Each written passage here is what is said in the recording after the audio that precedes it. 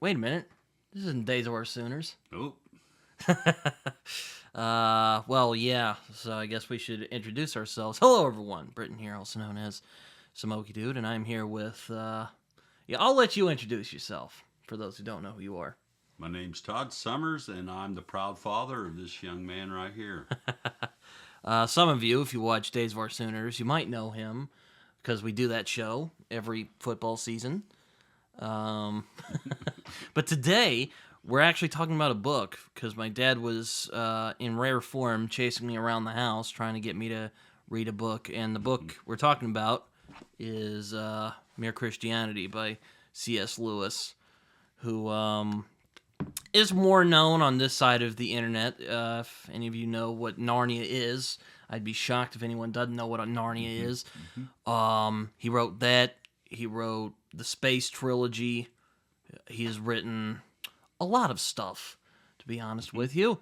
My dad was very impressed by Mere Christianity. He's like, you should read this. And then it turned out I actually owned it, and he ended up getting another copy. So, yeah, this is the copy that I own. I like the cover art. But anyway, this is a Christian apologetics book for anyone who doesn't know. Basically defending Christianity, but I kind of view this book as a Christian for dummies kind of book, if that makes sense, which is kind of like... I wouldn't say dummies. You gotta... This is a deep, thought-provoking book. Yeah, well, yes, that's true, but I think it's also a very clear explanation of what Christianity is and what Christians believe. Right. Would you give me that? I would give you that. Okay. I would give you that. But yes, it does get a bit heady, but I think that Lewis he explains it in a way most people could follow, even if they kind of might get tripped up by some of the deeper stuff he's talking about. It's not just about religion, not just about Christianity. It's really about, it's about deep thinking. I mean, how did this all come to be? You know? And I like books that will make me think like that. So, yeah. I never read anything of C.S. Lewis. I've never seen Narnia, so I didn't know much about him. I obviously knew the name, but knew nothing about him. And a couple of my buddies had a book club. They're Christians, and they asked if I would join in, and I asked why. And they said that they really wanted to know why they believed that Christianity was true, just versus feeling emotionally, sort of that herd mentality. This is what we're supposed to do. Emotional feelings. So I was like, yeah, I want to know that as well. So I joined in, and it's been a real enlightening several weeks here. So yeah, it's been an interesting time. I generally prefer C.S. Lewis's nonfiction work. Okay, I think that's where he really kind of where he shines, for lack of a better word. I haven't read the Space Trilogy. I do like Narnia, but I do think I've for lack of a better word, moved on from it over the years as I've discovered other fantasy books. But I know a lot of people enjoy Narnia a lot. Have you seen the movies?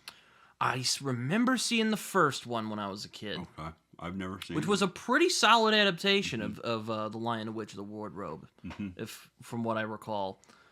Fun fact, he was also a friend of J.R.R. Tolkien, who wrote Lord of the Rings. Okay. They were friends. They taught at Oxford together, though Tolkien was rather notoriously critical of some of his Narnia work. He thought it was too allegorical, or too on the nose with its allegory. Okay. You're talking over my head. Yeah, here, so sorry. Don't know what you mean. Lewis was more interested in the apologetics, I guess, if you will. Okay. I don't know. Okay. But these started out as actual... I was actually talking with Josh, who you met about a month back now. We were actually talking about it a few nights ago. Actually, this was a few weeks ago. And I was like, oh, yeah, we're going to be talking about Mere Christianity soon. He was like, oh, yeah, it's a good book. You read it? Yes. Did he have any thoughts on it, or? He really liked it a lot. He was he was pointing out to me how he these originally started out as radio broadcasts, which I always am like, how did how did people who were in, London getting bombed out during the Blitz, like, what did they think when they heard this? Yeah, it's very interesting. If I recall, sorry, I don't mean to interrupt you, but if I recall right, there were a couple other books that came out of this. Like The Problem of Pain, I think, was also based on some of his radio work. Some other stuff. I only know about this book. So you only know about this book. I only know about this book. I thought it was interesting that the country, the prime minister asked him to do these talks because England had been through such a tough time with Nazism, and that he was asked to do it because he was a layman. He wasn't a priest. Wasn't a bishop, wasn't the Pope, anything like that. So, well, they wouldn't have a Pope in the Church of England. Well, that's true. That's why they started it. Okay. And then he felt like the service of the book was to explain and defend the belief of Christianity, which it is that there is one God, and that He has a Son that is named Jesus. Okay. And so I thought that was very interesting. And he wanted to talk about the problems of suffering, pain, and evil. And then, the broadcast were gathered into this book that he calls Mere Christianity after that. So, and Lewis was a former atheist. So he didn't come into, well, I mean, I don't know about where he was in this. I guess he was a Christian at the time he wrote this book. But this isn't somebody that, possibly, was brainwashed into being a Christian. He grew up as an atheist, or he was an atheist in his adult lifetime, and then he had some deep thinking about it. Maybe we're talking with his buddy Tolkien. Yeah. And he did, if I recall right, he did credit Tolkien for converting him, though Tolkien got miffed that he didn't become a Catholic because Tolkien He's very Catholic. Okay. All right. Very good. So he realized, if this is true and that's true, then this Christianity thing must be true. So he came to the realization that it must be true, and therefore then which is something he talks about in the book a little bit. So kind of his reasoning for why he thinks Jesus is God. And then when he realized that, he delved into really reading the Bible and understanding it. So. And then he describes Christianity as humane, but not easy. Yes. And it's not just the battle or the struggle on the battlefield that is Christianity, but it's the struggle of the human heart. Yes, if I remember right, he actually uses the analogy of describing Christianity as kind of like this underground movement, or is that in one of the later parts? Because my brain's kind of fuzzy. Mine's fuzzy on that too. I don't remember exactly. But I do remember him comparing it to that though. So which was interesting because that's kind of how it started, really. Because Romans were like, oh, they're saying this Jesus guy was God.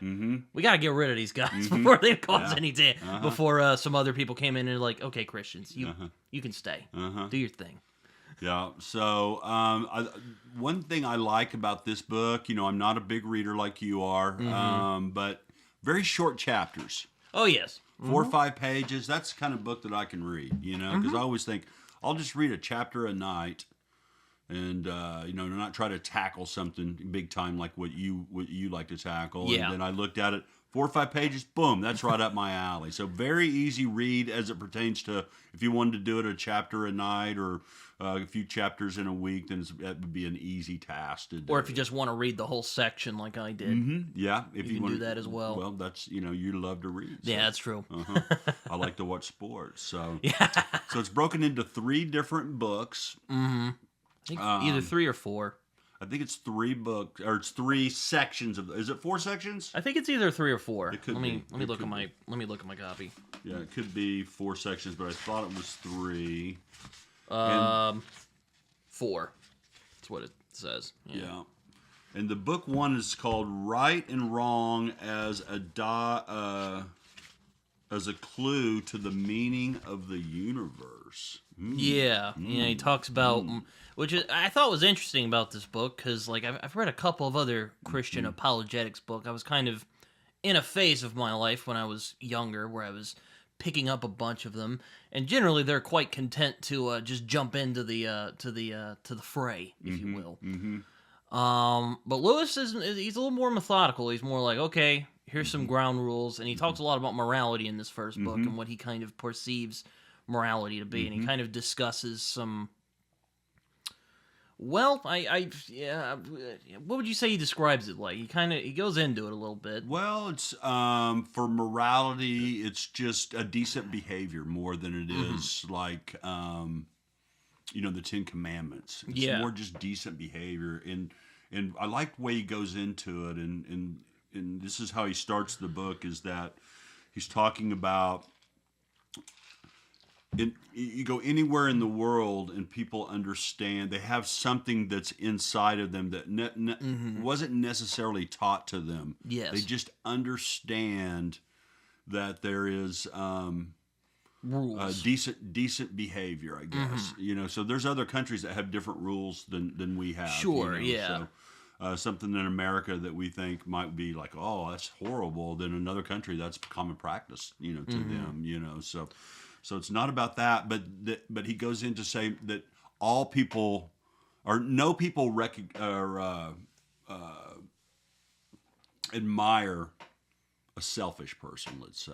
Well, no. I think he even notes like about Nazis in the first chapter, which this video isn't monetized, so I'll just say it. He's all like, most people agreed Nazis, not good. But did the Nazis know that? They did it. That's true. So that's kind of what they're talking about is, I think in England they were saying, how could this happen? How could this, how could a people be that? How could it be so evil? Can there be a God with a people this evil, And so... And against his own people, for that matter. Or, well, depending on what you believe about the Bible and all that. Right, so... But, he talks a little bit about, he kind of talks a bit about, like, if morality, which I've actually had conversations like this with some friends of mine before.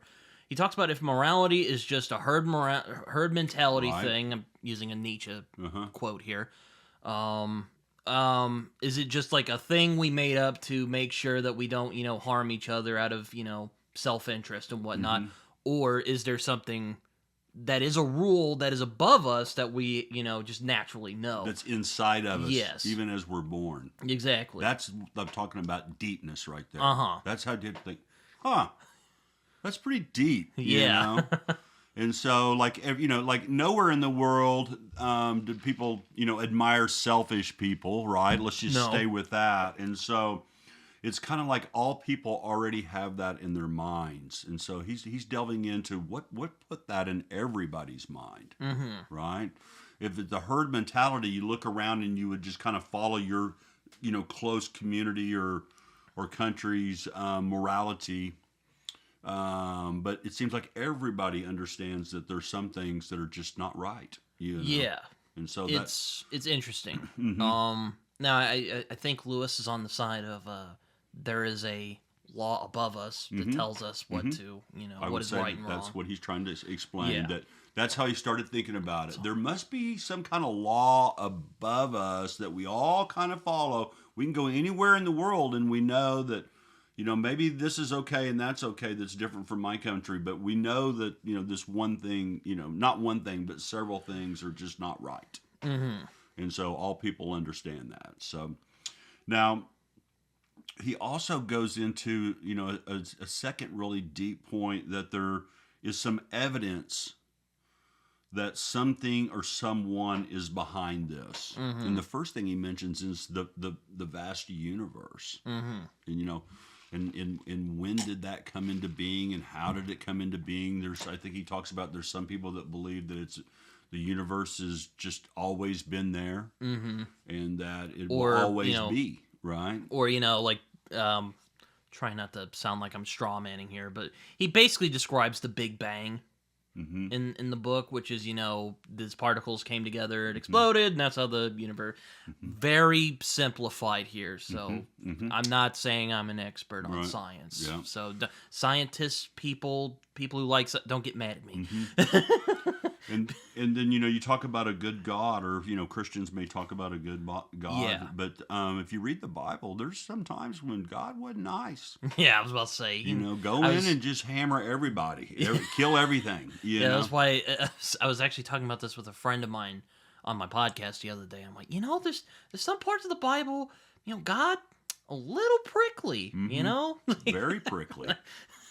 There's a part where the people are worshiping the idol, and God just is like, you know what? I'm just thinking about just wiping all of them out, and we're gonna just do it with you. And start with Moses, yeah, and Moses is like, that's a terrible idea, right? Because basically you're just gonna tell everyone else they let him out in the middle of the desert and just killed them all. Yeah, so he wouldn't be great if he did that. Right? God was like, okay, you're right, but these people are really annoying. Which look, I get they weren't really, they were being ungrateful, but geez, God, don't have to go that far. Yeah. Anyway, and there's just and then there's wonderful things in the Bible that exactly God does, right? Like getting them out of Israel, right? That, and then as we were, or sorry, not out of Israel, out of Egypt. Yeah, and then as people sin or are against God's kind of rules. He didn't wait for us all to become perfect. He sent his son to forgive the whole thing, right? So that's kind of a beautiful thought, right? So like the universe is beautiful, right? I mean, the earth is beautiful, and even if have you seen the pictures of the telescope things, and you see way out, and the stuff that's out there is just like amazing and beautiful, and it all kind of works in a fixed way, right? How did it all work in a fixed way? That's another thing that Lewis talks about. So there's some beauty to that, but also it's merciless. Sort of like God with killing everybody and killing all the rabbits and everything that was there, right? Or, there's the one part where he tells Saul, okay, I'm going to go down there to those people, kill everybody and everything. Saul doesn't do it, of course. But, you're just like, well, geez, God, It's like that, it's like that part with Lot in the Bible. It's like, oh, what if there were 10 people? He's like, fine, if there's 10 people, I'm not going to burn the place to the ground. Then worked his way down to 10, right? Exactly. So the universe is an example, or the earth is an example. We're just so far away from the sun that life is here and all, that kind of thing. So, and the physics and everything works in a certain way. It's almost designed versus just blew up and it all kind of came together and started working on its own the right way, right? So that's one piece of evidence he mentions. But then the second thing is this thing we're talking about, this moral thing. Your conscience is what we talk. You have that voice inside of you talking to you, right? You have that? Yes. I think we all have that. Most of us, anyway. Okay, yeah. Now, we may not follow our conscience, or we may shrug it off. I'm going to do something bad, and I feel bad for a little bit, and I'm over it. So those are kind of the two pieces of evidence that he really thought deeply about as he became a Christian himself. And I thought that was super interesting. Now, we all have a conscience, and there was a set of laws that God, 10 Commandments. Yeah, 10 Commandments. And then, in those first books of the Bible, he's telling them how to wash and when to wash their hands and this and that. And you're not clean and all this. There's a lot of rules in there, right? If someone has sex with a cow, kill it. That is in the Bible. It's a weird rule, but... Kill the cow or kill the man? Kill the cow. Oh, okay. All right. Because it's like impure or something. I don't know. Yeah, I haven't read that part, but I'll get back to that part. That was the old Jewish law. It doesn't count anymore. So... But that whole book of Leviticus is just all these rules and regulations, all these rules, right? So... Then, God just was like, you know what, Jesus... Go down there. But I think that's a later book when he goes into Jesus. But he talks about the evidence that there's something that has made this, and there's something above us that has given us this conscience, and that he set down these rules, but we can't do it. We won't do it. We can't. As humans, we can't live up to it. It's like in Romans. He says, for all have fallen short of the glory of God. But if I recall right, have been redeemed by Christ Jesus.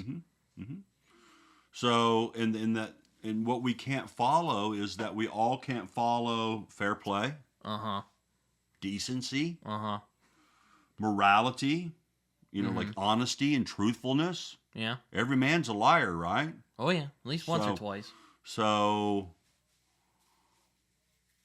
we can't follow it for some reason. And that's where he delves into, why is Christianity the right religion? Yeah, sure, because some people are like, oh, there's all these religions, like, how do I know if this one's right or wrong? Right, yeah. And even then, even with this, there's, the three monotheisms, which is Christianity, Islam, Judaism. Okay. There's probably other ones, but those are the big what about, three like, that we Hinduism? know. Well, Hinduism is what's called polytheism, which means a bunch of gods running around.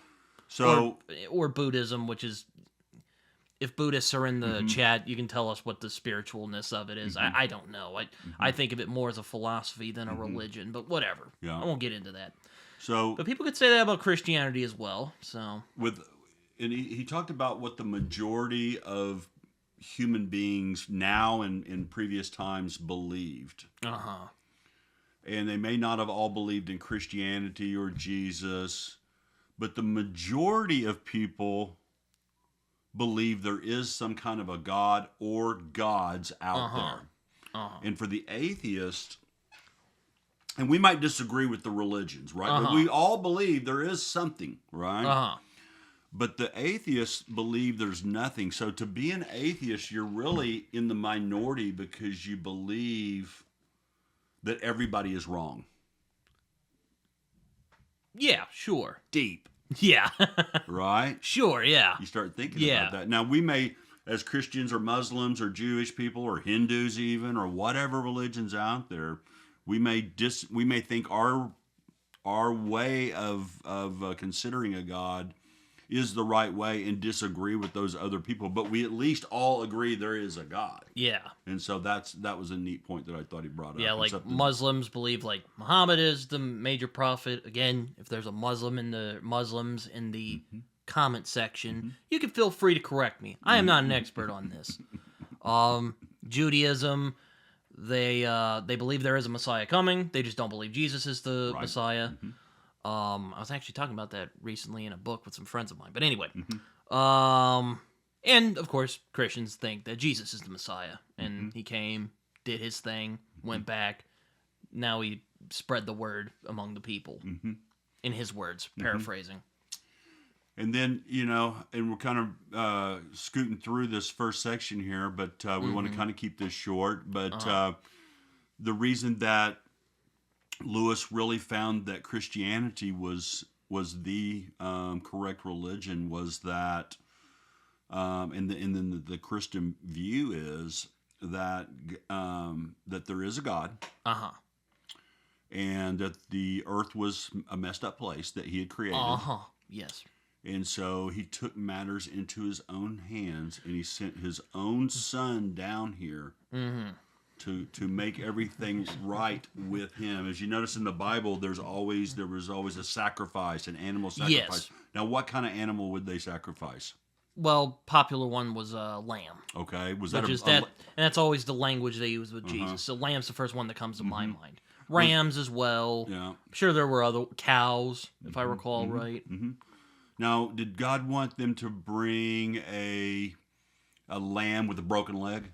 No, they wanted a pure lamb. Okay. Did he want it with spots all over it? Or pure white? Pure white. Right. I was about to say. I don't think I don't think he mentioned anything about that. So even in the Old Testament of the Bible, it's already the sacrifice that's needed for the forgiveness of sins has to be your best. Has to be pure. Right? No lame lamb coming walking in here that's going to be good enough for God, right? Had to be your best and brightest lamb, right? No defects, no spots, etc. And so that is really foreshadowing Jesus. God already had the outcome in his mind. Yeah, I remember you were telling me the other day. You were talking about, or maybe it was in our last version of this, because we recorded a version of this, and you were like, it sucks. Let's get rid of it. And I can admit when I suck, right? You can. I'm just recounting here. You were like, oh, they were painting. They painted on the walls.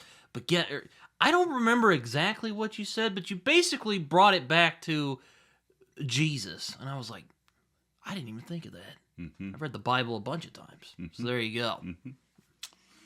So anyway, very interesting book, very deep book, and that first section is about morality, and then it flows into that last chapter of the first book of the first section of the book into why Jesus was necessary, and so that's he talks a little bit. Maybe this is in the next book, but he also talks a bit about like just how hard it is to actually be a Christian. Mm-hmm.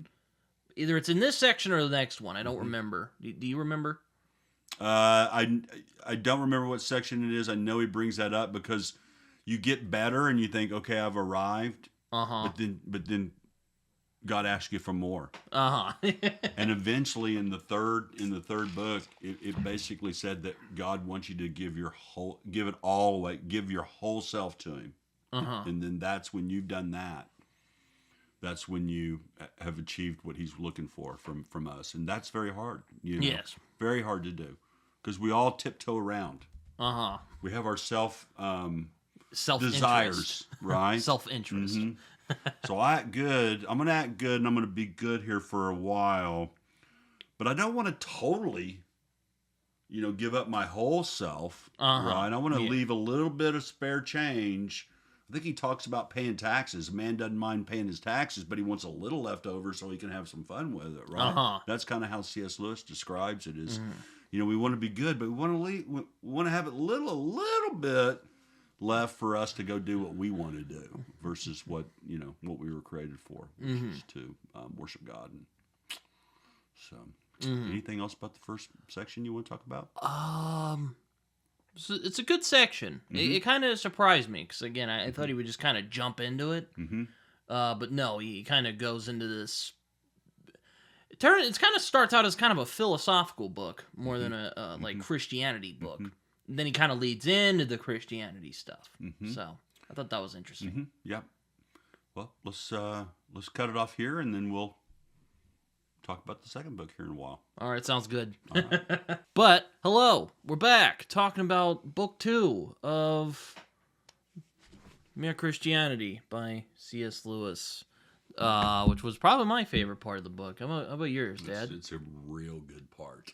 I thought you would say that. But yeah, we're talking about book 2 today.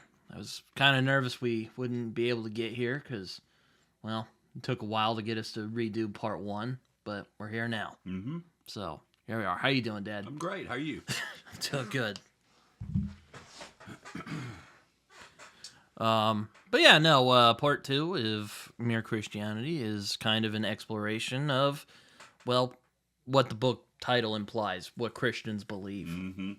Yeah, the first part, book 1 is 4 books. You were right earlier when you said it was 4 books. I think I said maybe it was 3 books, but it is actually 4 books. Book 1 talks about right and wrong as a clue to the meaning of the universe.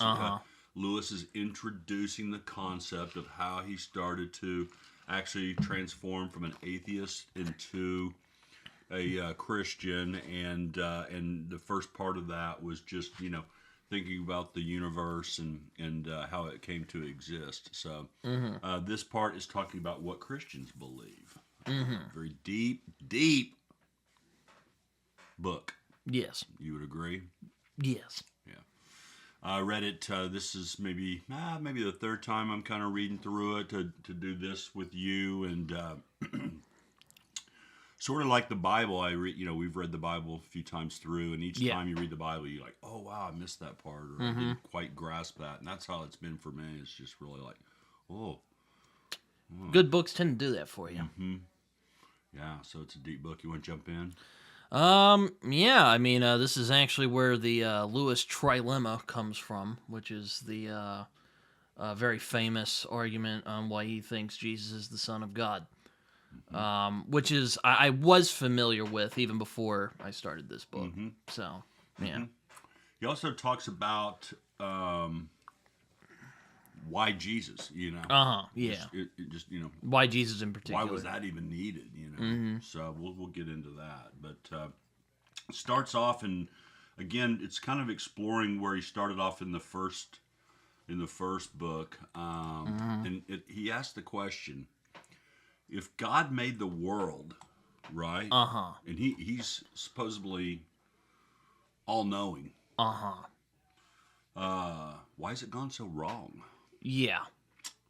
Any comments on that or anything? Well, I mean, people have been talking about that for a very long time. It's called, I'm probably going to butcher the pronunciation here, but theodicy, which basically also known as the problem of evil, which is basically the question of why would a good God or all-powerful God allow evil to exist? Yeah, it's been argued over the centuries. And Lewis takes up that argument. You know, the universe seems so cruel and unjust. And then he delves back into the first book, but then he says, how do we know what just and unjust even is? Yeah. How do we even know that? Yeah. And for instance, he says, if there was no light, would the word dark even exist? It's a good point. Right? It's a good point. Or he doesn't say this, but this is what I was imagining: is if somebody was born blind. How would you describe light to them? Oh man. Right? That's a good point. Yeah. So it's what blows my mind about this book. It's so deep. I was about to say, I hope my friend Raph doesn't watch this, but I was about to say, wait, he's not all the way blind. He describes it's super blurry. So okay. Anyway, I digress. Yeah. So it's just there's these questions that really make you think. Go ahead. Yeah, there were several lines in this section. It actually reminded me of one of my favorite books, Blood Meridian by Cormac McCarthy. And I mean, if you think this book's heady, whew. Anyway, there's a line in that book that there was some things that C.S. Lewis talked about in here that kind of reminded me of that line. I actually have it right here, so I'll just read it off real quick if you don't mind. He basically says, you can find meanness in the least of creatures, but when God made man, the devil was at his elbow, a creature that can do anything, make a machine, and a machine to make the machine, and evil that can run itself 1,000 years, no need to tend it. Very deep. Yes. Yes. It's for context, the scene is the kid runs into this guy who's kind of hard on his luck, and they're hanging out in a shack, and they're just kind of talking about life, and that's one of the lines that the older guy brings up when they're talking. So, older guys think about something like that. Go ahead. And it was kind of interesting thinking of that because Lewis kind of brings up a similar idea, if that makes sense. That when God created the world, there was always that sliver of evil that existed too. Yeah, he talks about also that goodness everything had to start out as goodness, and that evil is just really basically spoiled goodness. He didn't invent evil. It's spoiled. So goodness. his idea was that evil was always there, even before. No, I don't know about that. I think that it's, he gave people free will. So with that in mind, evil would always be a choice on that level. And you have to think again deeply about, if God knew what was going to happen, then why even invent free will? Why not just make robots to love him? Right? Yeah. And the way Lewis describes it is that free will makes evil possible. And but by having the free will to choose, it's the only thing that makes love or goodness worth having. So, again, deep. Yeah. Yeah. So, and it talks about the devil a little bit. We'll talk about that in a minute. But that the devil is stealing or borrowing from his opponent. he steals things I mean, that are good and then turns them into evil. yeah, I mean, how many times have you heard of things that started out as good and then goes bad as a result of, rather it be zealotry or selfishness or whatever, all throughout history. He talks about Nazism. Well, I don't know if Nazism was a good thing to begin with, but well, I don't know anything about Nazism, not too much anyway, but I think it probably started out as patriotism in their country, right? Partially, which is good, right? But it was corrupted. It was corrupted, yes. The good was corrupted, just kind of like what he's saying. Yeah, maybe that's why he brought that subject up. That's kind of funny, since we're talking about it now. Things are kind of coming back in my head. He kind of talks about that a little bit, and he's like, patriotism isn't inherently a bad thing, but it can. But he kind of questions, but when does it go so far that it becomes bad? Yeah, when you try to eliminate another race, then that's a group of people. It's probably turned bad at that point. So. And that when you go to church and be around like-minded people. And the devil gets in your way by things like playing on our conceit. We're good enough. I don't need to go to church. I'm good enough. I'm a good guy. I don't hurt anybody. Or laziness. We're all a little bit lazy, right? Yeah, you were complaining to me about that the other day. Yeah. Or maybe intellectual snobbery. Yeah. Which kind of brings me back to the quote I said earlier that, like when God created man, the devil was right there with him. What do you think intellectual snobbery? Where do you people who like think they're too smart to believe in God or something like that? Yeah. I don't know. It's a fairy tale. You've heard that before, right? It's a fairy tale. You all are dumb. It's a fairy tale, right? What was that movie where the little animals were living in the little dandelion or something, and they popped up and they saw the real world? It was kind of a cartoon. You mean like Horton Hears a Who? Maybe. I can't remember. Let's don't go down that. So, so in the Bible, it talks about that the devil was one of the great angels in heaven. Yes. So, which was expounded upon in other literature like Paradise Lost and Dante's Inferno or the Divine Comedy, if you really want to go into it. And so, and what I've taught you about humans kind of leads into this. Kind of in touch with what Lewis is talking about. Yeah, right? Something I've learned over time of managing people. Right? What have I told you that people are only concerned with themselves? Right. And so that's what Lewis describes as the devil was into himself. He wanted to be God. Right. And that's what he says. Like what ultimately the tree of knowledge of good and evil was. And that's what the devil taught the human race. You know, when he's tempting, or whoever that serpent was. Right. There's some scholars who disagree on what the snake was. I wasn't there. I can't speak to it.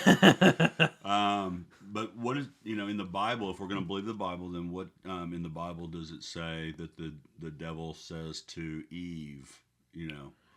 If I recall right, and this is paraphrasing, so because it's been a minute. Okay, like 2 months ago. But just thinking in general, I'm always bad at, which is why I had the quote there. I'm always bad at remembering like particular phrases from the Bible, unless it's like drilled into me, like John 3:16. I can tell you that. Or the one I quoted earlier about all men fall short of the glory of God and are redeemed through Christ Jesus, and even that's like a paraphrase. Right. I think it's probably not exactly right. Dang, what was the point I was going to make? What did the devil he said something to Eve that... Oh, yes. If I recall right, he basically says, you want to be like God, take a snack. Have a snack. Didn't he say, what God said you would die, you won't die. He doesn't want you to He doesn't yes, that's want right. you to Yes. eat it because then you'll be like God. That's right. That's right. Yes. You'll know the difference between good and evil, right? And so it starts off. The Bible starts off right there. Now, Lewis says that God designed humans to run on Him. Right? And Yes. so, and then if you don't have God in your life, then you're not going to run right. Right? And so, have you ever heard of any really rich people or famous people that may not be that happy? Oh, all the time. Right? It's practically an age old. It's a story as old as time at this point. I saw a video of Justin Bieber the other day. Oh boy. Now that guy, had money from as a child, right? Yeah. Does he seem happy to you? Have you seen him? I mean, I don't know. I heard he got married not too long ago. Right. So. He got married and has a baby, and then I don't want to. It's just. But anyway. But I know what you mean. So, and even Solomon said, he tried everything, right? He tried, partying, and he tried working hard and building things and all that, but it was all just meaningless. Remember that book? Yes. I think it's Ecclesiastics where he says that. So, and then it says God can't give us happiness apart from Him. That's pretty deep, right? Yeah. That doesn't exist because it wasn't made that way. And he uses the analogy that a car, maybe, a car runs on gas or maybe it runs on a battery, right? Yeah, which is another thing that reminded me of what I read from Blood Meridian. Because again, it kind of, I don't know if Cormac McCarthy was familiar with mere Christianity. Could have been. Probably, but I don't know if that's where he probably got it from. And I mean, I won't say it's the most original idea ever. I'm sure other Christian scholars or other scholars have come to that point as well. I don't know. So if you have a gasoline engine and you put alcohol in there for gas, now it might start up and run for a while. But just after a while, it's going to start breaking down, and that's what humans do that fall away from God, per C.S. Lewis. Right? Any thoughts on that? You find that to be true, untrue? I mean, I've known people who don't believe in God, and they seem all right. But then again, I've seen people who believe in Jesus who started out as not the greatest people, and then they're like, "Oh, I found Jesus," and they're completely different people now. So I don't know. Yeah, it's a weird thing. It's a weird thing. That's true. And when you get into book 4, which I'm in with my buddies, it starts talking even more about that. I guess it depends on the circumstances. Sometimes luck, maybe. I don't know. Yeah, could be. I don't know. But why Jesus? And he delves into why Jesus. So there was a man. He came to earth, and he claims that he can forgive sins. Yeah, right. Really offended the religious people of that time. They didn't like that part, right? They were a little jealous of that, right? And said, "Why do you have the authority to do this?" Right? Yeah, there's even parts in the Bible where like they don't say like the guy's name, but they would say like scholars of the law or something. Right. And they would ask, and he would ask Jesus stuff. And sometimes it was to try and slip him up. Sometimes it was just genuine curiosity. Yeah. Now we can all forgive. This is what Lewis talks about, right? Like so, let's say I spilled a Coke on you. On your best outfit right before you're going on a date or something. Right? Yeah. And you weren't happy because that was the outfit that you wanted to wear. Sure. You could forgive me for that, right? Sure, yeah. So it's easy for man to forgive. I probably would be miffed by it, but but you forgive me. Yeah, exactly. It's like, whatever, it's fine. So it's easy for a man to forgive another man for something that's happened to him. But what Lewis talks about that makes Jesus unique is he was not only doing that, but he was forgiving a man doing something else to another man that wasn't himself. Now, why does he have the authority to do that? Why? Well, we were kind of talking about this the other night, and it's because you mentioned it's like he's not just a man. He was all man and all God. That's right. And so it says, that it makes sense if Jesus is offended by all offenses because he's really, God, man and God. And he created laws. And so when you do something to another man, then you're actually breaking the law and wounding, him by the sin, because it's every sin is against God's will. Very deep. Yes. So, you have any thoughts on that? I mean, it makes sense when you put it like that. Yeah. Then he delves into something, and as soon as I read it, I thought of you. Oh. Should be interesting. Because we've had this conversation a few times, right? I've been trying to tuck you into being to believing in Christ for a long time, right? Well, let's get into it. And You're still hesitant. Would you agree with that? I'll explain myself. Okay. So, a lot of people, there's a lot of history that says Jesus lived. Yeah. Right? Yes. He was a man. He did exist. He was a man. He did exist. Right. I think he's in like Roman records or something. He's in, things outside of the Bible. Archaeology. Like the man existed. The man existed, right? We agree on that, right? Yeah. Okay. Now, but was he just a great teacher? Yeah, it's interesting because he goes into it. It's like, well, there've been plenty of, great moral teachers over the years, like Plato, Aristotle, Confucius. None claim to be God. Diogenes. There's probably others I could name, but I won't. Did any of those claim to be the Son of God? No. Okay. But Jesus did claim that. Muhammad. He didn't say he was the Son of God. No, that's true. He said he was a prophet. Yes. Moses. Though again, he didn't claim he was the Son of God. Right. Though there have been, mostly cult leaders who claim they're God. Right, but they weren't great moral teachers. No. So there's a difference. So well, Jesus depending on who you kind ask. of separated himself from all the rest, right? And what Lewis says that if he says it's a mistake to believe that Jesus was a great moral teacher, but not the Son of God. Because if he's not the Son of God, and he's merely a man, and he's making the claims that he did to be the Son of God, then you have to figure him to be a lunatic, or the devil himself, right? Or a bad man, in other words, which which is known as the Lewis trilemma. That's what the trilemma is? Yes. Because I don't know that word. Yes. So you'd have to go a little deper in. You can explain that to me if you'd like well, to. that's what it is. What you just described is that's what it is. So that's what it means. And then Lewis concludes he's either is God or he's just a madman or maybe even worse, so.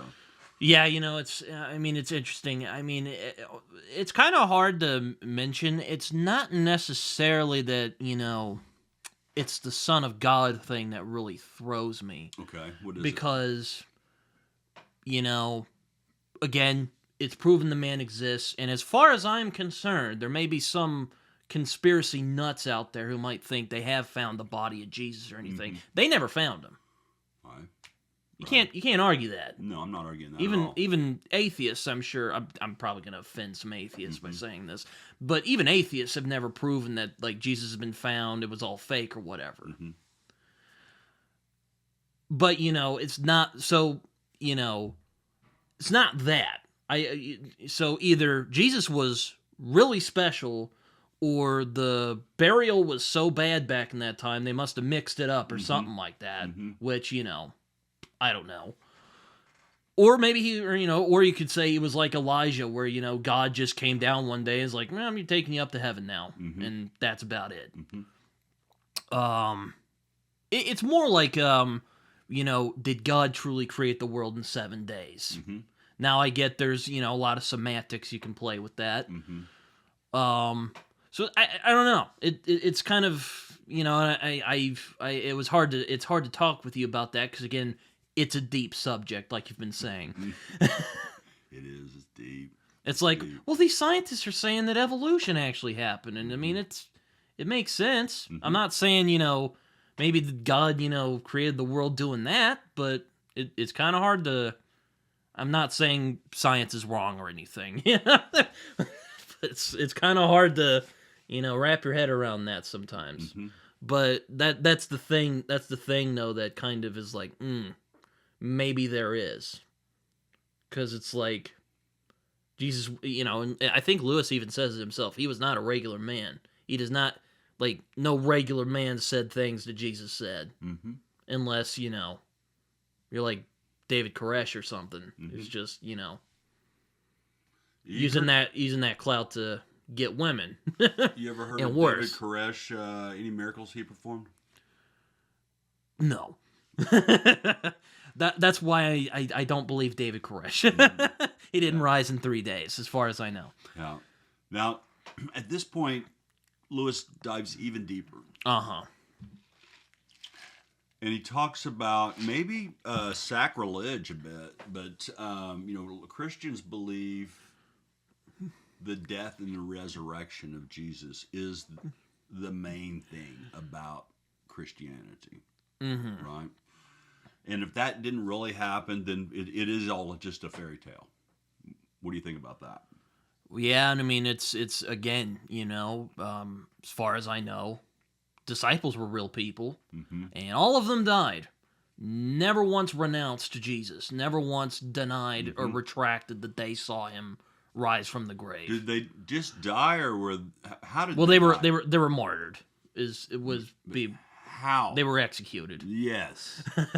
Now, do you know of people that are executed go to an execution without denouncing what they were talking about?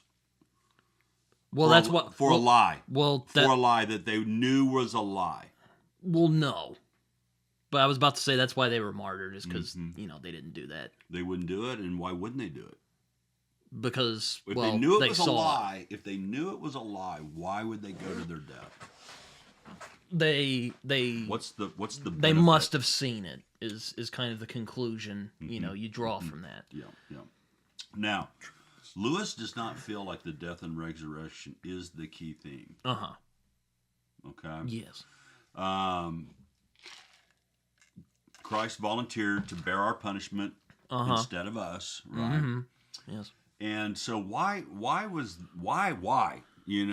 That's because he was without sin. Right, but he's like, if God wanted to let us off the hook, which that's what he did by sending Jesus here to die for our sins, right? He's letting humans off the hook, and if we believe that, and we repent, yes, then we can live again, right? And that we are forgiven. Yes, which I think he either talked about in this book or book 3. I don't quite remember when he talks about what repentance actually is. He talks about it in this book. Oh, yes.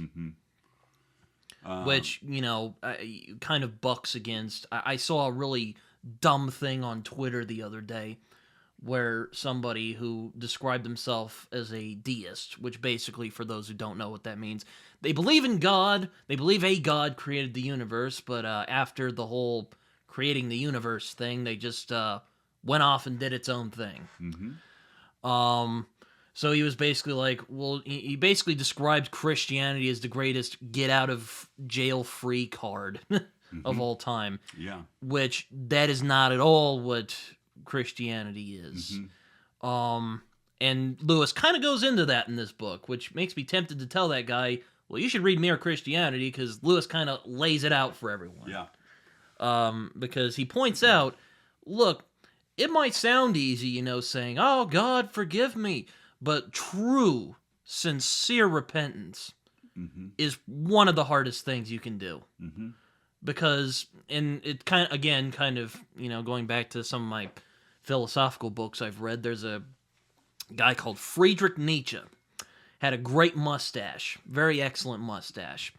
But he made the point, because he talked a lot about Christianity in his work, he said, great walrus mustache. Anyway, he basically said, to be a Christian, you have to reject your own nature. Ooh, so true. Which is kind of funny, because Lewis kind of brings up a similar point. Yeah, he does.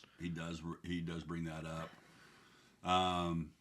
And that's the hard thing, because Yes. I think it talks about that in the first book, is that we go to church and we, stop doing a couple of our bad habits that we have, and we start thinking that we're, But we're still people, pretty good. But it's like paying taxes, in that we want to pay our taxes and we want to be honest. But we're hoping that there's still a little bit left over for us to spend on ourselves. And it's the same thing, we'll be good to a certain point, but we want to keep a little of our little human nature about us. And so, and then, later on in book 4, it talks about, total surrender, and that Jesus is going to continue to pursue you even further. You think you're good, and he's going to push you and push you and push you, but we're getting ahead of ourselves. Now, if God wanted to let us off the hook, then why didn't he just let us off the hook? Why this Jesus deal, right? Well, yeah, that's a good point. Yeah. That's a good question. And so, Lewis says, if you think of sin as a debt, how do we get out of debt? By paying it off? We can pay it off. But what if you're broke? Good How point. are you going to do it? You ask someone to help you? Right. That's the same concept that Lewis introduces. We could not do it ourselves. We can't be good enough. We can't be perfect. We all have that human nature in us that was inserted into us by our mother and father, and then their mother and father, all the way back to the beginning of time. It's all the way back to Adam and Eve. It came from there, and it's just been passed all the way down. And so there's nothing that we can do about it ourselves. We can't pay the debt, because we just can't. We can't follow all the rules. Well, no. We just can't. It's not going to happen. And so the only person that can actually get you out of debt is somebody that has assets. You know the word assets? Isn't that like another word for like money? Yeah. Money, or, property, or whatever. So somebody that has the something assets, who has the resources to help you. Right. And so why Jesus? What resources did he have that other men don't have? He was part God. Yeah. Or he was all God. Because Christians get touchy about that. Because they're like, so was he like... Because, there's a thing called, demigod and other mythologies, which basically means someone born of a god. So, Jesus is kind of like that in Christianity. Though there's some people who might go like, but he's all God. He's God as a man. So, Yeah. So that's why he could pay that debt. But also he was free of sin. Says in the... It says God. Because it says in the hymns, he was... I forget the word. I'm really bad at quoting like things in particular. Basically, he wasn't corrupted because he was God, and so he's the only one that could pay the debt. He was the only true innocent, for lack of a word. He was the only one with the assets to pay the sin, pay the debt. Yes. Now, we could go on talking about this book. Yeah. For hours. Yeah, but I'm trying not to make this go on forever. Joe Public probably doesn't want to hear us go on for hours, right? Yeah, exactly. And so, there's a lot more to just this book within the big book. Yeah. That we could talk about. Do like a book club. Yeah, those are the main themes that I was interested in. Anything that you that struck you in this book that you want to talk about? Well, again, I thought it was interesting how Lewis put in the words kind of what people are like, kind of going back to that machine, using that machine to run God, or God, what is it he says?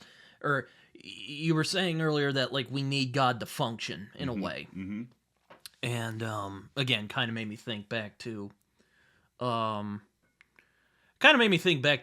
Meridian in that way, because again brought me back to that line, where when God created man, the devil was at his elbow, and he would make a creature that would make a machine, and then make another machine that would run that machine, and it goes on and on and on. Heavily paraphrasing. I quoted it at the beginning of this section. Right. Now, you've read Job, right? Yes. And then... the whole thing where he's a good servant of God, and then devil decides to place a bet with God on if Job actually believes in him. And the part that always interested me about that is the devil comes up to God, and God's just like, hey, where you been, man? Where you been? Yeah. I'm like, They seem friendly. They're wandering, and he says, wandering the earth, going to and fro. And then he's basically like, all right. Probably because he has all this good stuff. If I take all this stuff away from him, he'll definitely say you suck. Well, first, and then God's like, fine, but you can't touch him. Yeah, first God starts bragging. Have you seen my servant Job? Oh, yeah? That's right. That's right. He's like, yeah, but he's got everything. Why wouldn't he be happy? You've given him everything. You've got him protected. God's like, okay, go for it. So anyway. And God's proven right, ultimately. In the end. Because despite everything the devil does to him, Job won't give in. His wife does, though. Boy, what about that wife? Don't marry Job's wife, guys. We'll do a book club about the book of Job. What does she say? Why don't you curse God and die? Wow. I don't know if she's supporting me very well. Yeah. Anyway, book 3 next. Yeah, I guess book 3 next. Yeah, we got it a pretty good time. So yeah, we're doing good. All right, we'll get after it. Yeah. Deep book, guys. Deep book. We are back with talking about part 3 of Mere Christianity by C.S. Lewis.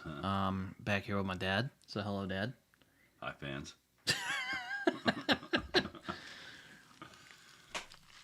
Trying to terrify my audience, are you? Yeah, no. But yeah, no. In all seriousness, we're talking about Mere Christianity. Mere Christianity, yes. C.S. Lewis. C.S. Lewis, yes. Talking about book 3, Tres, as they say in Spanish. Tres. Trace. Trace. There we go. Yeah. C. Called Christian Behavior. So, yeah. You were kind of rereading it the other day, and you were kind of like, yeah. You're really feeling it. Long book, and it started out, book 2 was just so fantastic, you know, so really enjoyed it. I basically underlined the whole book too. You know how when you underline things that you think are important, it's like I underlined the whole book too, and then I'm into book 3, and I haven't underlined anything for quite some time. But there's some nuggets here. There's some nuggets. Yeah, I would say book 3 is the one I don't think about as much. Book 4 was probably the headiest for me anyway.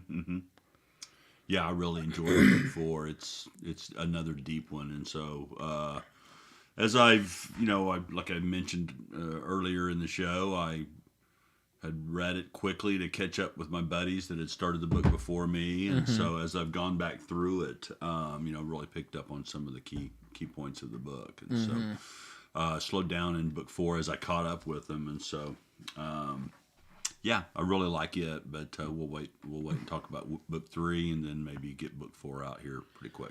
So, what did you think about book 3? Book 3, like I said, I mean, it starts out a little slow in my opinion.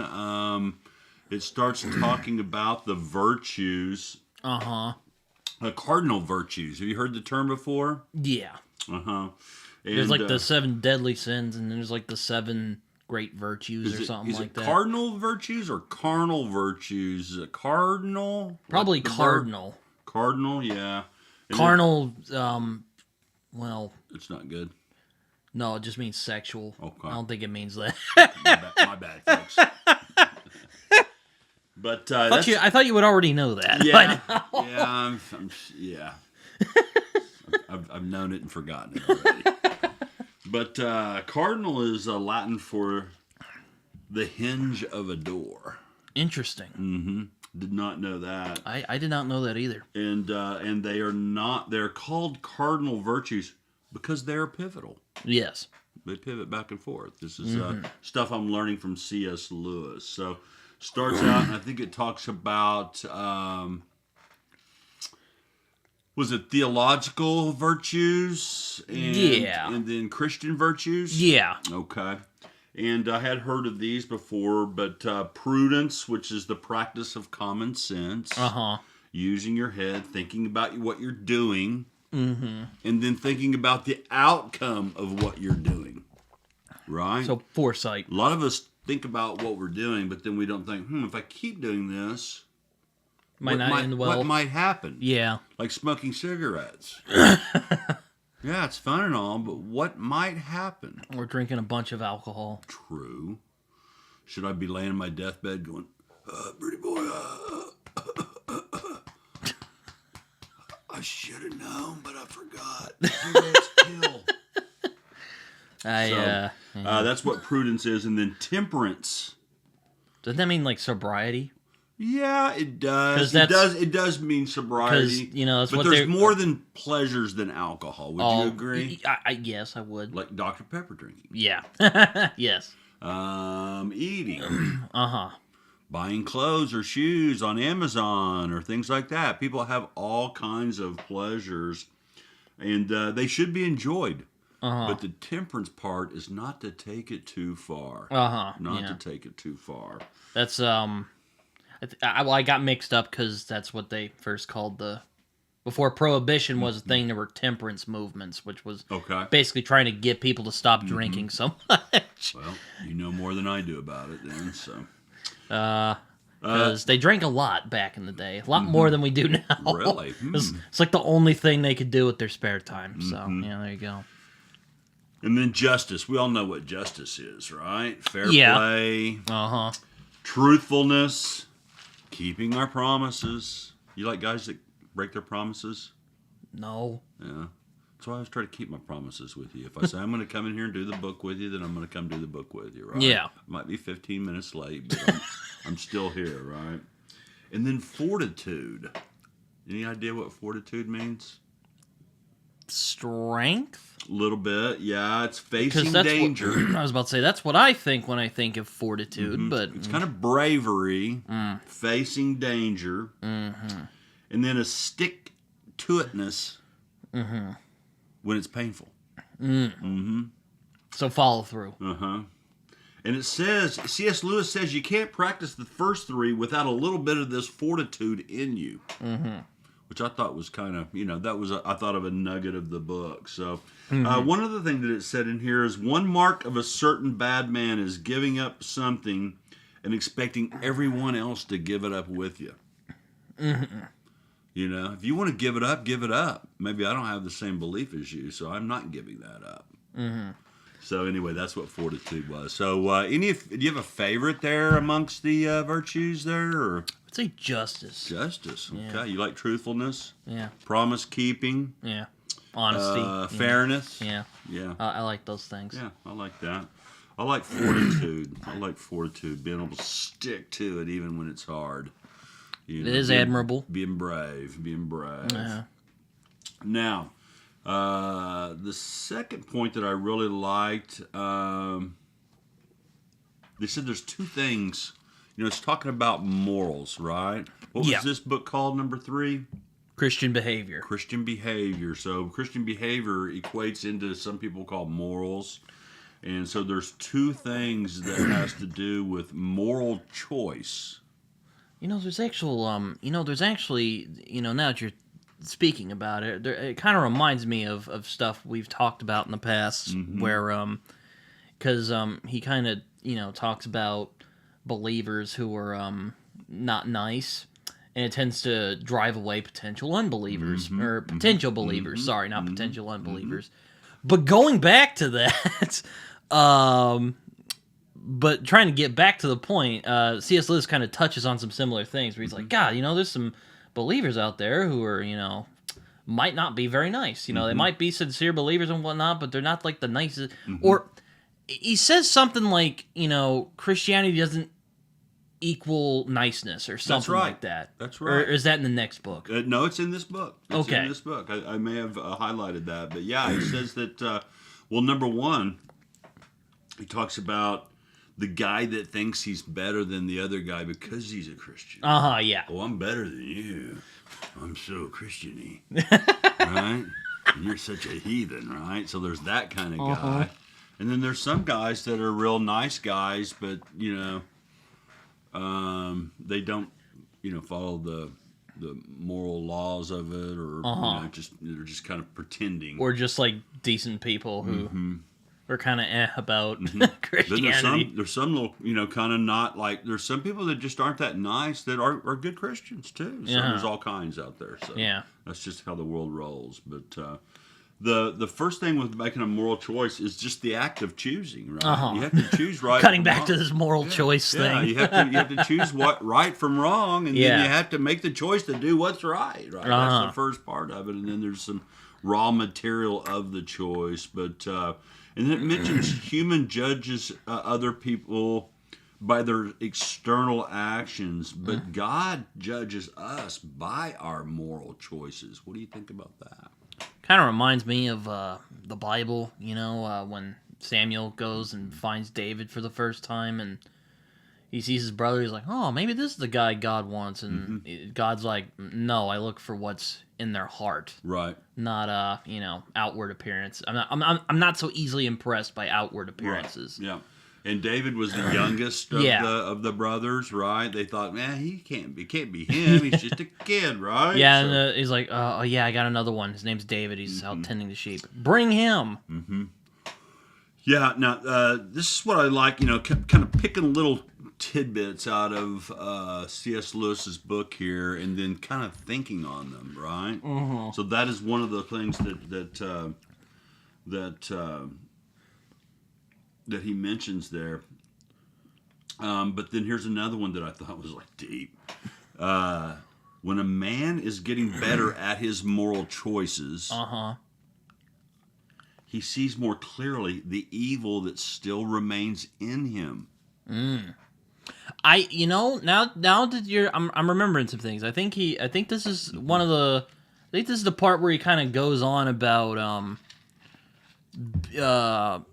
good and bad people, that like on some level like a decent person is aware of their problems. They still have their faults. They see their faults, their errors.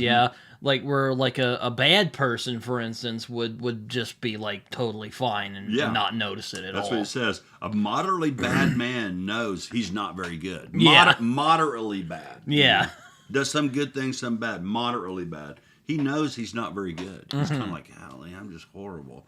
You're like, hey, man, you're doing okay. You're getting better, right? But a thoroughly bad man, he thinks it's fine.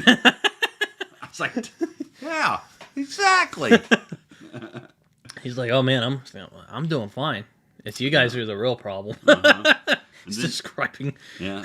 And then he carries on from there. He says, good people, they know about both good and bad. They kind of understand good and bad. Okay. The bad person knows about neither. He's just going along. Anything you can do, whatever you want to do is fine, right? He's just running along. So I thought all of those statements were really deep. And then the last thing, here in the second book of book 3 was that before we can be cured, we must want to be cured. Now, doesn't that go on to, you have to kind of admit you're an alcoholic before you can seek well, yeah, it again reminds me of going back to the Bible itself. Kind of reminds me of when Jesus is, hanging out with all the, derelicts, the criminals and prostitutes for, in English. And the Pharisees are like, why are you hanging out with all these people? Like, they're like, they're nasty. And Jesus is like, look, a doctor does not come for the well. The doctor comes for the sick. That's right. You don't go to the doctor when you're feeling great, do you? Yeah, no. You go to the doctor when you're sick. Well, unless you're like, going in for a checkup. But, the point stands.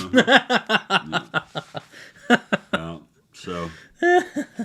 Yeah, it reminds me of that, though, when he says that. Yeah, it's true. It's very true, right? I like this one, too. You may ask God for help to overcome a failure, but then no help comes, right? You've been there before, right? You pray, nothing's happening. What's going on here? And then you try and you mess up, and then God picks you back up again. Says, try again, even though you're stumbling around, right? What do you think about that? Yeah, this reminds me, there's that, Grandpa Jim had it, I think. But Aunt Barbara is the one I know because it's in her bathroom. It's that story of the guy walking on the beach and the footsteps, and he looks back and there's one set, and he's like, what gives, God? You just leave me in my time of need, and Right. God goes, no, that was when I carried you. Right, exactly right. Yeah, that's a perfect example of that. So Yeah. And it says when that happens, God is training you. He's creating habits of your soul and teaches you to depend on Him. Yeah. Thoughts of that? I mean, I can't really quibble with it too much. And C.S. Lewis says even trying is a virtue. Yeah. Right? We're not going to get it perfect, but even trying is a virtue. Now, and then it breaks into, so there was 4, I guess, theological virtues, right? We just talked about that, and then the three Christian virtues are forgiveness, hope, and faith. Yeah. Is that right? Did I get that right? I mean, it sounds right. Okay. Let's see. Yeah, I think that's right. Forgiveness. Love thy neighbor. What do you think about that? Love thy neighbor as you would want to be loved. You know, I think Lewis actually goes into that and is like, I think most people would agree that's a good idea in theory, you know, on paper. Like, yeah, that's cool. But, like, you know, when actually applying that, it's really hard. Because, you know, there's a lot of people in your life who you just don't like for whatever reason. Whether it's just they're mean or they rub you the wrong way. Or maybe there's just something about them. You don't like them. But, you know, God's all like, well, I made them in my image too. Right. Great point. Great point. And this is where Lewis brings up a little bit about the Nazis here. Oh yeah, right. Remember, he's living in England. That's true, and the book was written like, or at least it was published right after World War II. But some of these were radio shows during World War II. So yeah, this is a tough one. Now, do you remember the story in the Bible when the Pharisee asks Jesus, "Well, who's your neighbor?" When he's telling this story? I do, but I don't remember exactly what he says. I remember what you're talking about though. He wants to tell him a story. See, Jesus is always telling stories. Oh, little parables. Oh, wait. Yeah, I do know the story, but tell it anyway. Yeah, tell it anyway. So a man's walking down from Jericho to Jerusalem. Now, that's one thing that when you think about the Bible and you look about the references of when they're walking down. I've been through some seminars about this. When you're walking down from Jericho, that's actually true. Jericho's on a hill. Jerusalem's down here. Well, I hope he knows it's where he lives. Well, okay. Point. No, I get what you're saying. A man's walking down from Jericho on a dangerous road, and a bandit comes by and beats him. Takes all of his stuff. Strips him naked. And leaves him for dead. And then 3 people walk by. The priest. The Jewish priest. The main guy. Okay. He walks by, crosses to the other side of the road, and leaves the guy there laying. Next guy walks by. A Levite, part of the priestly order. Oh, I thought he was like a lawyer or something. Crosses the road and doesn't help the guy. Then the dirty Samaritan. Yeah, it was like, how do I say this without? Yeah, I would not say it. I was gonna say, an enemy of the Jewish people. I was gonna say kind of like Palestinians nowadays, but the Jewish people. well, Yeah, okay, that's good. I thought you were going somewhere else with it. So, gonna say like a curse word or something? Yeah, maybe. I didn't know where you're going. Racist. But anyway, that guy that's the enemy of the Jewish guy laying in the road, he's the one that picks him up. Right? Dusts him off, puts him on his donkey, walks him to the inn down the road, pays 2 denarii for the guy, tells the innkeeper, take care of this guy. When I pass back through, if I owe you some more money, I'll give you some more money. But take care of this guy. And then Jesus asks the guy, who's the guy's neighbor? And then they are forced to say, the guy that helped him. As they hated it. I just saw that one in The Chosen. It was awesome. So, So anyway, but back to this. It says, love thy neighbor, but guess what? It's hard to do. Yes, but guess what? Guess who else is your neighbor? Your enemy. Yeah. Right? Yeah. Yeah. So your enemy is your neighbor. So we have to come to that terrible decision of, do we love our enemy as our neighbor, right? And so really deep conversation about that. And he mentions right here, how do you think he's talking to the British people? And he's asking the British people who aren't Jewish or aren't the people from Poland. They call them the Poles, which I think that was one of the first countries that they wiped out. Germany wiped out. So he said, how do you think the Jews and the Poles feel about that little message in the Bible about forgiving the Gestapo? Oh yeah, yeah. I think Lewis says it's really hard to do. Like it's really hard to actually do practically. And then it says another thing that I wanted to talk to you about, which is Christians think that we should never deny our religion, even to save ourselves from death by torture. You ready to do that? Oh man. Let's say there's a big vat of grease right there boiling. Oh man. And the guy goes, I'm going to stick your arm in it, and I'm not going to kill you.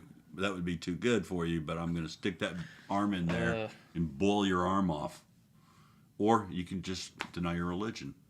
You there yet with your religion? I don't know if I'm quite there yet, Okay. but You're still working on it? yeah, still working on it. Yeah. Oh man, that's And I'm not sure how we would do in that one, Brett. it's hard to do. Or deny your religion, or I'm going to stick your dad in the Oh vat. And you'd jeez. say, yeah, I'm not denying my religion. Dump the old man, right? Jeez. No man. But then Lewis points out, if we can't forgive, we can't be forgiven. I think Jesus even says that in the Bible too. So we're just quoting the Bible all over the place today. I C.S. Lewis said it. Now, This is a book about Christianity, so that makes sense. It's called Mere Christianity. Mere being, it's mere, it's just mere Christianity, love your enemy does not necessarily being friends or fond of them or feel that they're attractive or nice. That's not what it means. It just means you gotta kind of overlook all those things that you don't like about them, and then you Love them anyway. Love them anyway. Yeah, I think there's a line. Maybe it's in this part or the next, but it's like to be a Christian is to hope that person can overcome their issues and become human again, or something like that. I really like that line. Now, I thought one of the really deep pieces of this part of the book right here in forgiveness was when he starts talking about ourselves. So we love ourselves, right? You love yourself? Yeah. Okay. You're always telling me about it. So, yeah. And since we love ourselves, we find that we feel like we're nice fellas, right? I think he says chaps. We're nice old, we're nice old chaps. Yes, he is a British man after all. But because you think you're a nice guy is not the reason you love yourself, right? No. You love yourself because you're yourself, right? Yeah. Now, do you ever do things that really you're upset with yourself about? Like, why did I do that? All the time. Yeah. Okay. All right. But do you fall out of love with yourself because of that? No. Do you kind of think so. You kind of hate yourself for a second when you do something like that, and you go, gosh. I mean, not hate yourself, but just are really disappointed and don't like yourself. You're hard on yourself. Yeah. And so this is kind of the same thing that he talks about with loving our neighbor. We have to forgive ourselves, right? It was also hard to do. Right. But we still love ourselves, and so, that the other person doesn't have to be perfect to be loved. Right? And that God is the one that that made all ourselves. Right? And he loves all of us, and that's another reason why you should love your neighbor. So you in for it? Yeah, sounds Loving good. your neighbor? You know, yeah. Nah. I mean, again, sounds great in theory, but it's really hard to actually, do. Number 4. Number 4. Number 4 point I wanted to make in this. Okay. The great sin. You remember what it is? If I recall right, it's pride. Hubris. Vanity, if you will. Who has pride? Well, a lot of people. A lot? Most everyone.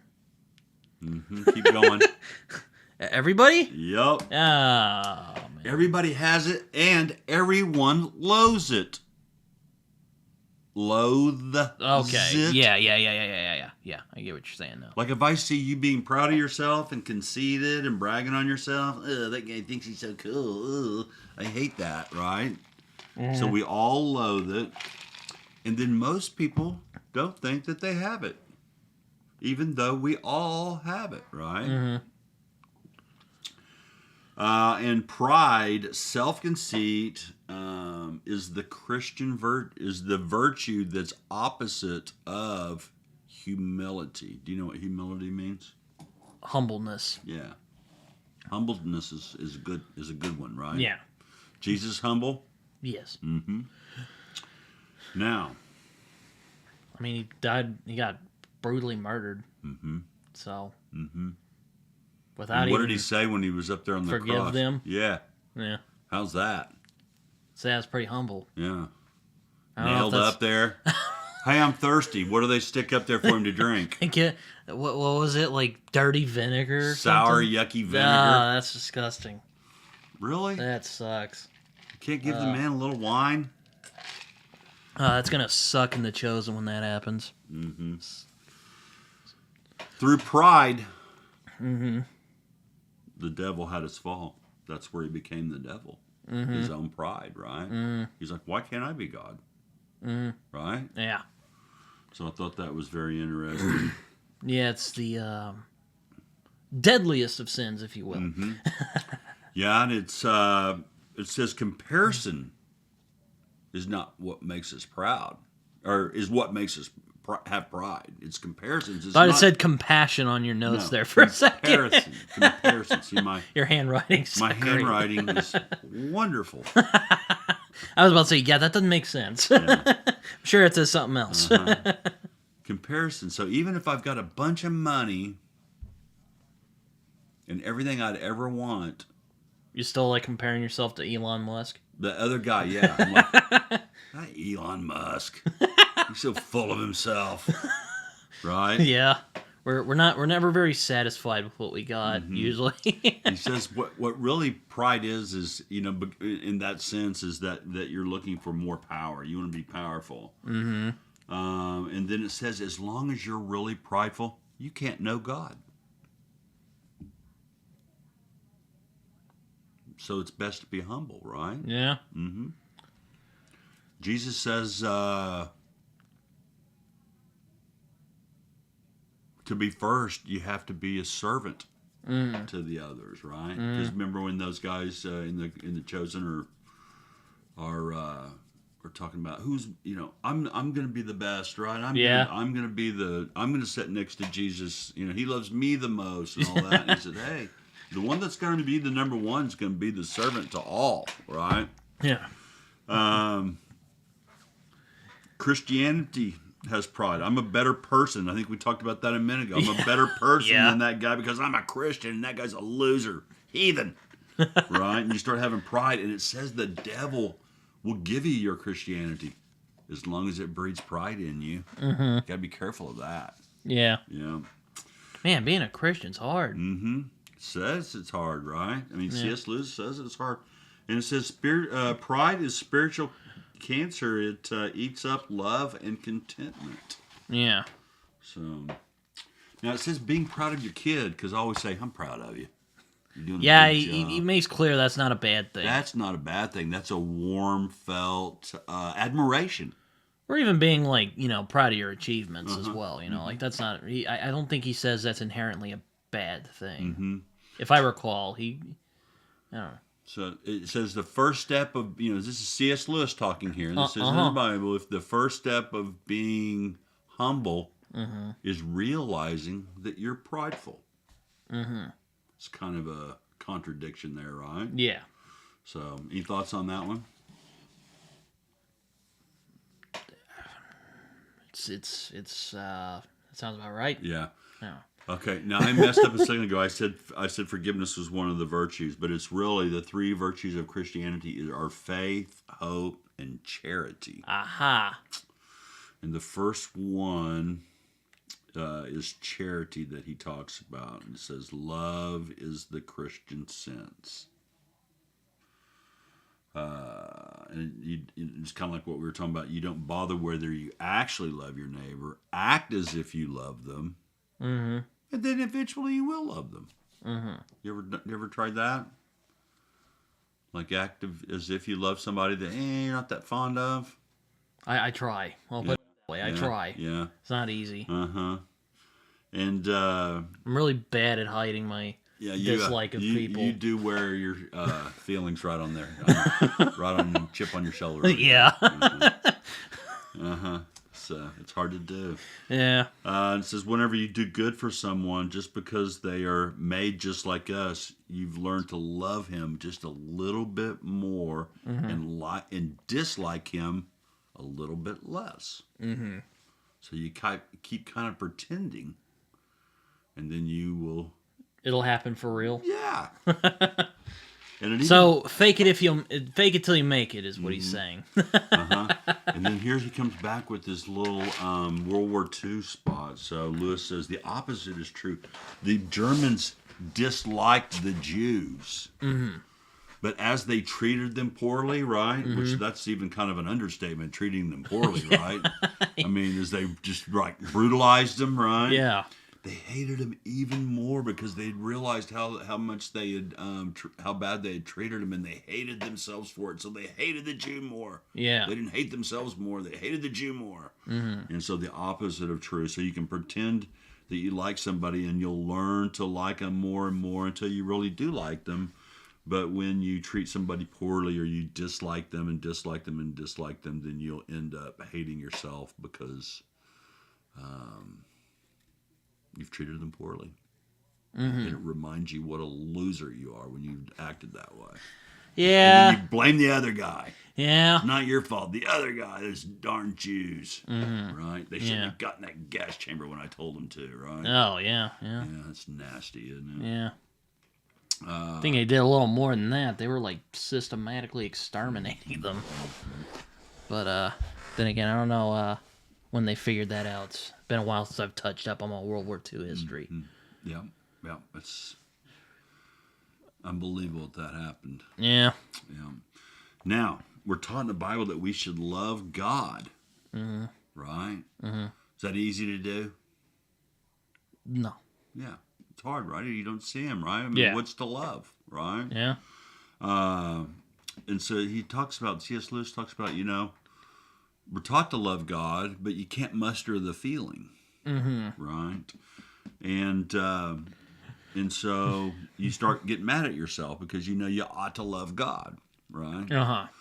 But it says to ask yourself, if I were sure I loved God, what would I do? And then when you figured out that, if I loved God, what would I do? Okay, I would probably do this and this. He says, go do it. And then as you do those things that God would probably want you to do, you'll start to feel God and feel the love for him. Thoughts on that? It's hard to do. Deep? Yeah. It's really looking inside. It's very probing. Yeah, very probing. I would agree with that. And then the second virtue after chastity, hope. What's hope mean to you? What's hope in the Christian way, in the mere Christian way? I was about to say, that's the will to keep going. Will to keep going. What's the hope of Christians?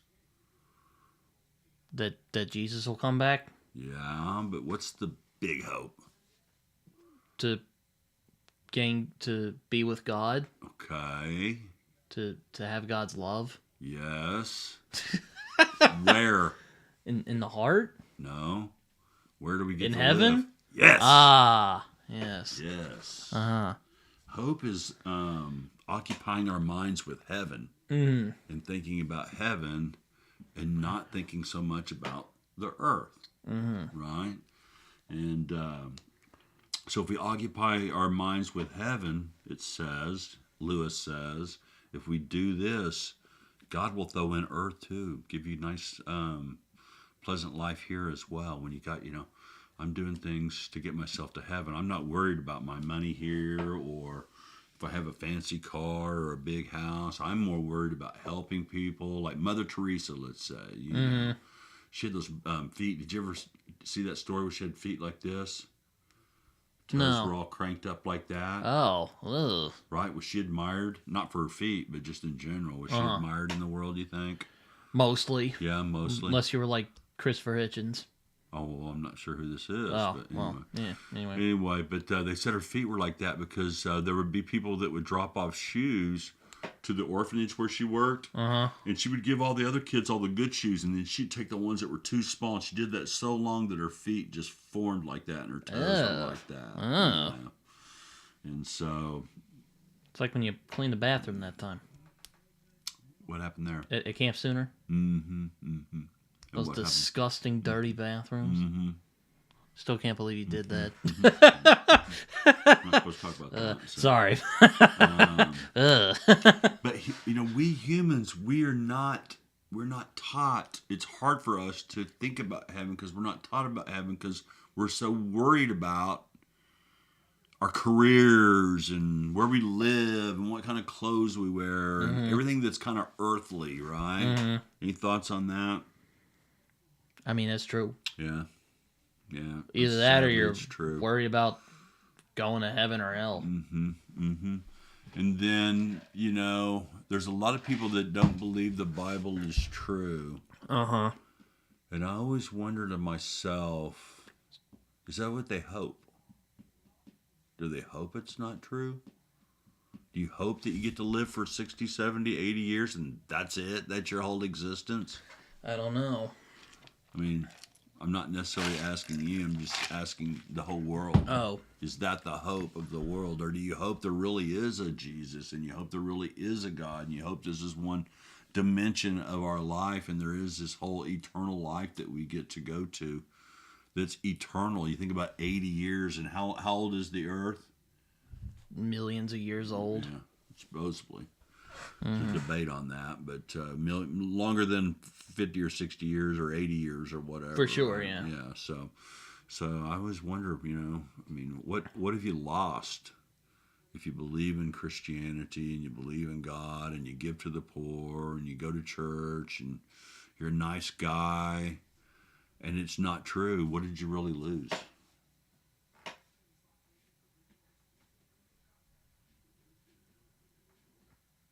Your life? What about your life did you lose if you were a nice guy and you went to church? Well, I guess partying. Well, I know. Living a crazy life. I guess you lost that part. No, I mean you I guess you don't really lose much. Right, but let's say you party your whole life and you're crazy and you do crazy things or you kill people or you do whatever. You say, God's not real, and then you die and all of a sudden it is real. And you're in hell for eternity. Mm-hmm. That's no good, right? Well, no. I'd like to take my chances on the side that I'm wrong about Jesus, right? So anyway, that's what hope is. But hoping about heaven. Mm-hmm. Sorry about that. And then the last thing, I know we're getting a little bit long here, but faith.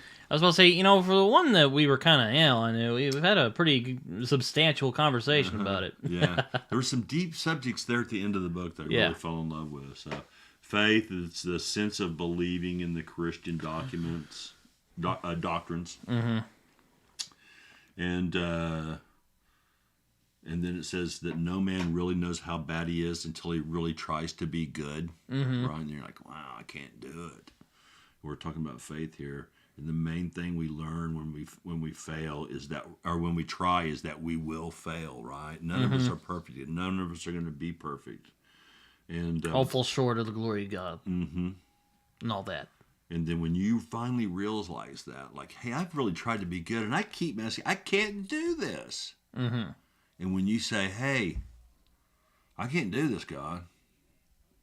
If I'm going to get to heaven, well, God's all like, you're just going to have to let me in. And God's just like, well, you're absolutely right. And that's when he has you. That's when you've discovered what he's all about, right? Yeah. And then he says that when you realize that you're sort of bankrupt, there's no getting out of it. There's no paying it off. I can't give enough money at church. I can't do enough service. I'm still going to do bad things, and you're bankrupt. That's when you've realized that you need God. And that's where God wants you to be. That's what we were made. Remember how we were talking about driving in the car? Yeah. And we put the wrong juice in it? Yeah. And it'll run for a while, but all of a sudden it doesn't start running any good anymore. That's what it's talking about. We're made to live with him, you know. Then we find despair because we can't do it on our own, and we have to leave it up to God and put our trust in Christ. That's the whole meaning of the deal, right? And the way that C.S. Lewis describes it's just so logical, so logical. Any thoughts on any of that? I mean, it's easy to understand for sure. And that Christ offers something for nothing, and everything for nothing. Which is so beautiful, right? He doesn't want anything. The difficulties realizing there's all we can do and have done is nothing, and then trusting him is the key to Christianity. And faith in Christ is the only thing that can spare us from the despair. Because we're just rotten people, all of us. Every single one of the bad guy is no better than me and you, or no worse than me and you, right? We all make our mistakes. Yeah. So we all need Christ, and that's what's so beautiful about the whole religion. So it's a gift. It is a gift. It's grace. It's grace, and it's a gift. So I love the way that Lewis is logical, slow, explains things, gives you some examples to think about. Yeah, that you can understand. You know, for the layman, as they say. And so, anyway, I started out not liking book 3, but it finished off in a nice, good way and gave me some great things to think about, right? Yeah. Especially about being proud. Right? So, any thoughts about book 3 that I haven't... I think I dominated a little bit. I'm sorry about that. Yeah, no, it's a solid book. It's not as good as book 2, though. No. Book 2 was probably my favorite one. And book 4 is a home run. Yeah. We'll talk about that soon, right? Yeah. Well, hello, everyone. We are back with part 4 of Mere Christianity, shown here by C.S. Lewis. Talking about book 4, which is called, let me look it up real quick, Beyond Personality, or First Steps in the Doctrine of the Trinity. If you hear me coughing a little bit, I have a bit of a frog in my throat or whatever, so yeah. It's not a good place for a frog. No. That's what they call it usually, though. But anyway, we're talking about the 4th book of Mere Christianity. Or, well, not the 4th book, but the section, whatever you want to call it. There's 4 books within the book. Yes. Books 2 and 4 are my favorite books. Thoughts? I thought 4 was the headiest one, really. You call it headiest. What did you mean by that? There were just parts I was like, this is really like, it's penetrating, if you will. Oh yeah. I could talk about this one part of the book for probably, just between me and you, a couple hours. And I know we don't have that much time. People don't have that much time to listen to us. But I don't want this being 5 hours. Yeah. So book 1 was right and wrong as a clue to the meaning of the universe, meaning we all have sort of this internal we know what's right and wrong in us, and then what Lewis is saying is, how did that get there? Yeah. And book 2 is what Christians believe. So a lot of stuff in that book. Book 3, I didn't like it at first, but then there was a lot we talked about last time. And then this book 4, heady is the correct word for it. Yes. So, very deep, very deep, very deep. Where do you want to jump in? I guess we should start at the beginning. But yeah, this is probably the most theological one, I would say. Again, probably the most, I don't want to say difficult, but again, headiest is what I've been saying. Theological, what's the definition? Theological. Basically the study of religion. Okay. The science of God is what Lewis calls it. Yes. This goes into talking about the Trinity. I thought you already knew. Works. With all the religious books you read, I thought you already knew what theology meant. I did. Oh, okay. Seen what you knew. All right. And there's a couple of chapters in here that are like really good. Really, really good. And again, we could talk about this forever. So, starts out talking about Christianity claims to be telling us about another world, about something beyond our world that we can see, that we can touch, hear, and see. And I thought this like Horton hears a who. Oh, really? Have you ever thought about if we're living at the end of a dandelion here and we just don't know it? I don't know if I've ever thought about that, but yeah, that would be something. So are you saying God is like Horton? Yeah. I don't know. There's so much universe out there, right? And that's true. It's just it's vast. And so, how do we know? Yeah. It's been a long time since I've seen that. But did the Who jump up and kind of see the real world finally, or? Yeah, either that or the Horton figures out how to communicate with them. Well, they figure out how to communicate, but he ends up proving that they're there, if I recall right. Yeah, because he says, nah, that's not. And he goes, okay, I'm going to put you in the shade. And he puts him in the shade, and all of a sudden it goes dark in their world. And then he goes, now you're not in the shade. Now you are in the shade. Now you're not in the shade. And that's when the guy's like, oh my gosh, I believe. Yeah. And so that's kind of the way I picture what C.S. Lewis was speaking about there. Interesting. Then he talks about Christ is a begotten son. Yeah, he explains what begotten means. Only begotten son. Yeah, what does that mean? It means it like came from you. It's a part of you. It's a part of you. Like you are my begotten son. Yeah. Right? I'm a part of you in a way. But see, God made us, so we are not begotten sons. Starts off talking about that. Yeah, right? Yeah. Kind of like you write stories for the newspaper or blogs, or we're doing this. Yeah. But it's not that creation that you've made isn't actually you, right? Well, sure, yeah. Right. I've kind of heard a similar language used in, I don't know if it was church, maybe church, but I've heard some people describe God as like a writer of a book.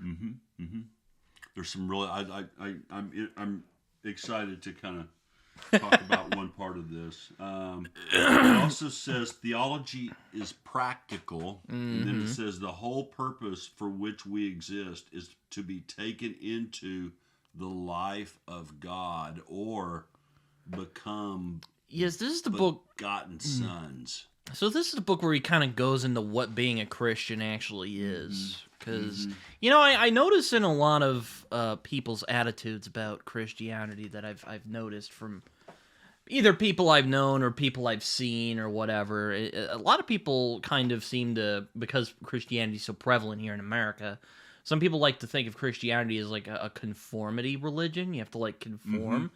But like when you read what Jesus was actually saying and like what he was actually preaching about, he was saying the exact opposite. He's saying, look, you guys are not doing enough. You have to remember your purpose, basically. very heavy paraphrasing there. You can correct me in some parts. No, I agree with you. I know that's not all he said, but that's a lot of what he said. Follow God with all your heart and all that stuff. He's getting mad at these Pharisees, going like, "What are you guys doing? You're supposed to be God's servants." But all they were was about themselves, right? Exactly, He talks about that natural self, that desire to please one's self, right? Yeah. And that's not what we were created for. We were created to please God, right? And he called them a brood of vipers, even at one point. I just went to see The Chosen. You should have went with me. Would have rather watched that than the Minecraft movie. That's for sure. True. That's for sure. That's for sure. Now it says how theology is started, and it starts to begin to talk about the Trinity. Do you know what I mean by the Trinity? The God, Jesus, the Holy Spirit. Yeah. You know, I was actually thinking about that the other day, and I run a YouTube channel about, not just fantasy books, but I do talk a lot about fantasy books, and I was thinking the other day, I'm like, well, you know, there's certain subgenres like sword and sorcery and urban fantasy and whatnot, but it's still technically all the same thing, and then it kind of like finally clicked in my head. I'm like, oh, so that's what they mean when they talk about the Trinity. So, yeah. I've heard people describe it as, for instance, I'm a father, right? I'm also a son. Yes. Are you a Holy Spirit? I'm not a Holy Spirit. But okay, I need to be a Holy Spirit. Maybe I am a Holy Spirit. I'm just kidding. What else are you? I'm an uncle. You're also an uncle, yes. I'm a friend. Yes. But all of those things, I'm called all of those different things, but I'm still just one being. And I've heard it described like this. Now, this is how Lewis describes. I want to read. If you mind, do you mind if I read? Go ahead. Go ahead. Bit here? People already knew about God in a vague way. Okay. Then came a man who claimed to be God. And yet he was not the sort of man you could dismiss as a lunatic. We talked about that already. Yeah. Right? He made them believe him. Yes. The people that he, in his day. He got them to die for him, but sorry. They met him again after he had been killed. And then after they had been formed into a little society or community, the first Christians or the followers of the way, I think they call it, they found God somehow inside them, directing them, making them able to do things they could not do before, like heal people, speak in tongues. You've heard of this said? Like when the Holy Spirit was given to them. Right. And when they worked it all out, they found they had arrived at the Christian definition of a three-person God. God the Father, God the Son, God the Spirit. But they're all God. Yeah. That's always the one that throws everyone. It threw me off for a long time, too. Because I always thought of them as like three separate things, you know? Yeah. Like God's just, chilling, and then there's Jesus hanging out over there, and then there's a spirit floating around. I don't know what but it's strange. It's a mystery. Yeah. There's some mysteries. A lot of scholars have debated what that actually means. That's funny. Sorry, I don't mean to interrupt you, but it kind of reminds me. There's a there's a church called Life Church that has been attended by us, and the pastor Craig the other day was talking about a teacher of his in theology school, and he helped with this book that was describing the New Testament, and they basically put it in the sections of, this is what Jesus definitely said, might have said, may not have said, and definitely didn't say. But, and Craig was like, oh, that's great and all, but, as Christians, we think that this is what Jesus said in the Bible, which I know throws a lot of people off. Because there's a lot of weird stuff in the Bible, too. There's a lot of mystery in there. So. Yeah. Now there's a chapter called "Good Infection." Is an infection usually good? It's not a good connotation. No. I remember this. And they describe it as, or Lewis describes it as, Jesus came to the world and became a man in order to spread to other men the kind of life he has. This is the good infection. Mm-hmm. Jesus is infecting us with him. Yeah, I think this is the part where he goes like, you have to go all the way if you're going to be a Christian. Yeah, it does say that, and it says every Christian is like he's like he doesn't want a part of you; he wants like all of you to be. Yeah. I think I'm getting ahead of myself. Yeah, you are getting ahead of yourself. But it does say that, and it's just like which can freak people out. It's overwhelming. Yeah. It really is. It's like, oh man, we get taken over by this like being we can't see or hear or whatnot. There's a promise on the other end of that. So. Now, this good infection, every Christian is to become little Christs. Mm-hmm. Yeah. And the whole purpose of becoming a Christian is nothing else other than becoming like Christ. Mm-hmm.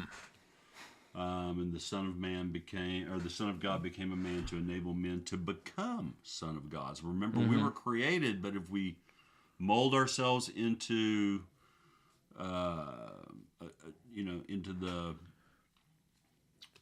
model of Jesus, I guess, and we can, in the end, become... It's like, behold, I've made all things new. Begotten sons. Now, I think you mentioned this chapter last time. Yeah. The obstinate toy soldier. Now, there's another little, and this is the last thing I'm going to read. Yeah, I was about to say, that one was something else.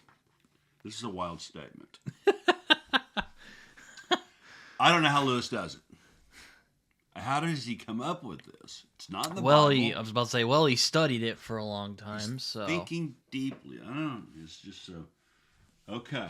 Now, he's talking about time. God's kind of outside of time. Oh, yes. Right. It reminds me of that verse, my time is not your time. I think it's in Peter, from one of the Peters. First Peter, maybe. Again, if there's any people who are more well-versed in this than us two, feel free let to us make know. comments. Yeah, let us know. So it says, if you could see humanity spread out in time from beginning till now, till the future, till the end, God's already seen it. It's already in his mind. He's already seeing it. It says, if we saw humanity spread out of time as God sees it, it would not look like a lot of separate little dots, like you and I are a dot, right? It would look like one single growing thing rather than a very complicated tree. Every individual would appear connected with every other. Kind of like a tapestry. I guess, yeah. Kind of reminds me of something my friend Alan would say. He'd probably appreciate the shout out. Yeah. He doesn't watch my YouTube channel though. He always says that we're all in a vast tapestry. That's what he's saying, I guess. I wonder how Alan came up with there's that. There's even a line in a show I watch based on a comic book character I like called Daredevil. He's a devout Catholic. He says at the end of the series, because it got canceled. It's back now, but it got canceled. But anyway, he's talking to a nun who's also his mom, and he's basically saying, God created this great tapestry, but the tragedy of being human is that we only see a small part of it. Mm-hmm. You only see the one little dot that you're in. Yeah, the one little section. So, yeah. So I was thinking about when I read that, because there's some other things that go on that says about the good infection that if that one of our own race, Jesus, has this new life without sin, and if we get close to him, we're going to catch that, okay? But about this statement, about us all being one, it talks about if we don't help our brother, then we're really not helping ourselves. And then when you go back to the statement of love your neighbor as yourself, you're really loving yourself when you love your neighbor, because we're all this one thing, human. That's kind of deep, right? Yeah. I've never thought of it like that. It's kind of that weird thing how we all are separate, but we're together at the same time. It's weird. It's strange how that works. Yeah. So I thought that was really cool, the way that Lewis said that. So. Now, one of the chapters that I like best was called Let's Pretend. And this is where you were kind of coming out. Yeah. So, and the Lord's Prayer starts out with Our Father in heaven. But remember, God made us. He's not our Father necessarily. But it means you're putting yourself in the place of a son of God. So you're when you say that prayer, you're pretending that you're the Son of God, and you're actually dressing up as Christ. And you're pretending. You're pretending to be Christ when you say that kind of thing, right? Any thoughts on that? It's interesting. It's interesting.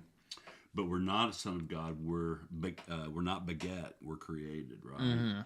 We're not birthed from God. But it's, Lewis says. But the strange thing about it, like you would think, like I've even thought this of myself. Like I'm going to church, and then all of a sudden I do something wrong, and I'm like, why? Why do I keep doing these things, And I feel like maybe I'm just pretending to be, or faking it.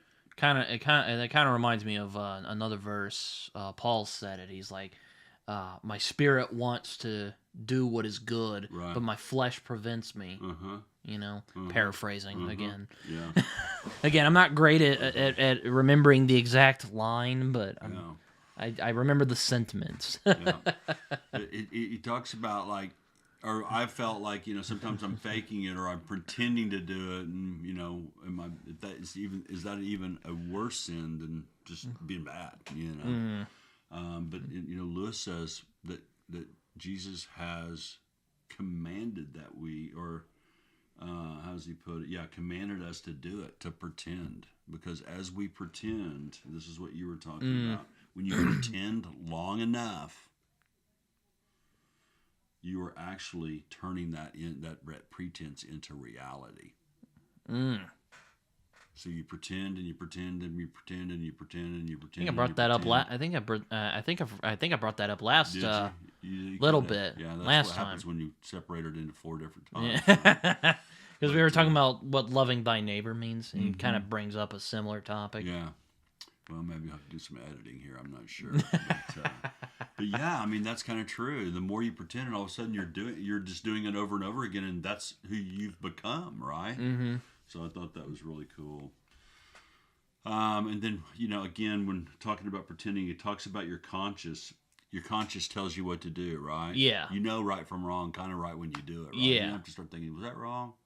Because your mind already is telling you, and that's what that first chapter is about, right? Your mind's already telling you. And if you ask your conscience what to do in a certain situation, it will give you an answer. But if you remember that you're pretending to be Christ, you get a different answer. Have you ever heard of those people that wore the little bracelets? What would Jesus do? Oh, yeah. WWJD, I think. And so I think that's kind of along the lines of that. If you start thinking, okay, that's remembering that you're pretending to be Christ. That bracelet was reminding you of that. And so I think that's kind of where he's getting at with that. So, yeah. Then it starts to talk about, we see what being born again means. Now, remember when we were watching The Chosen and Nicodemus, he was like, "What? How can I be born again? I'm an old man. I can't go back into the womb." What before you read this? Did you ever think about that, or? I know it kind of what he intended it to mean. It's like a renewal of the spirit. Or again, that was how it was explained to me when I was baptized. So I could be wrong there, but. Well, Lewis, what does Lewis say? Lewis thinks he's figured it out. He says you're putting on Christ.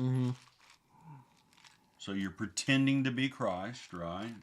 And then Christ is being formed in us, and being born again is actually that pretending, and then the renewal of us. Then we have the mind of Christ. We start thinking like Christ, and then you start, I got to help this person, or I need to be nice, or those kind of things. So that's what being born again, according to Lewis, is that renewing of your mind into the mind of Christ.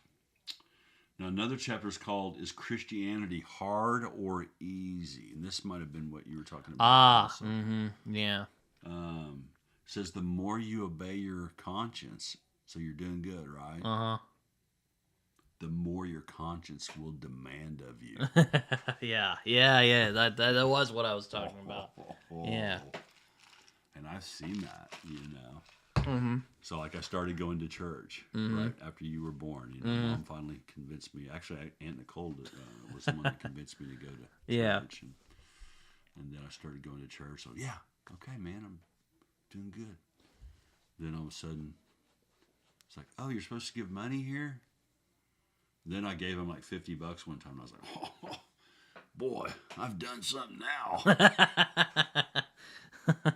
Then all of a sudden, a few months later, it's like, hey, I think I want to like serve up here. So it just kept like what I had done before was not good enough. And it kept bringing me further. Yeah. And further and further. Then all of a sudden, I'm, Mr. Todd in the kids group, right? Yeah. Then we move over to with Darren, Yeah. And I'm serving over there, and then all of a sudden Darren says, "Hey, you want to be a deacon?" No. But then my conscience says, "Yeah, you need to do that." And then they say, "Do you want to be an elder?" No. You don't know me. I'm no elder. So I can see how that really is true. That your conscience keeps saying, "Yeah, you want to say." I wanted to say no. Why? Because I wanted my own time. I didn't want the responsibility. Yeah. I want to lay, in bed on Sunday morning. Right? Why am I responsible for all these other people? Right? But my conscience just kept telling me harder or more. Kept saying that to me. And then Christ says, "Give me all." Yeah. How about 99%? Yeah. I can see that being like scary to some people. Then he says, "I don't want so much of your time, your money, or your work. I want you all the way, 100%. Yeah. He wants to, as they say in church, he wants a relationship with you. And it says, Jesus says, "I have not come to torment your natural self, but to kill it." That's scary, right? Yeah. He says he'll give you a new self. He'll give you himself. That's not so. That's not so scary, right? That's kind of nice. No. That's kind of nice. So I could go on about this for hours. Yeah. I could go on about this for hours. Excuse me. Now it says in the Bible that the whole universe was made for Christ, and everything will be gathered together in Him. So that's that. Working towards being Christ, and then becoming Christ-like, and then you're accepted in Christ, right, through His sacrifice, and then you become in Christ, and then you become a God. That's the prize. You're Jesus. You're in Jesus. It's a mystery. It's hard to put. My boy C.S. Lewis has it figured out. Yeah. This says, "Counting the cost." Be ye perfect is what it says, right? And people think that Jesus won't help them unless they're perfect. Well, that's not true. And then if that's what he meant, that our position is hopeless, right? Yeah. We can't be perfect, so it's hopeless. Why we just can't do it. That's why Jesus came.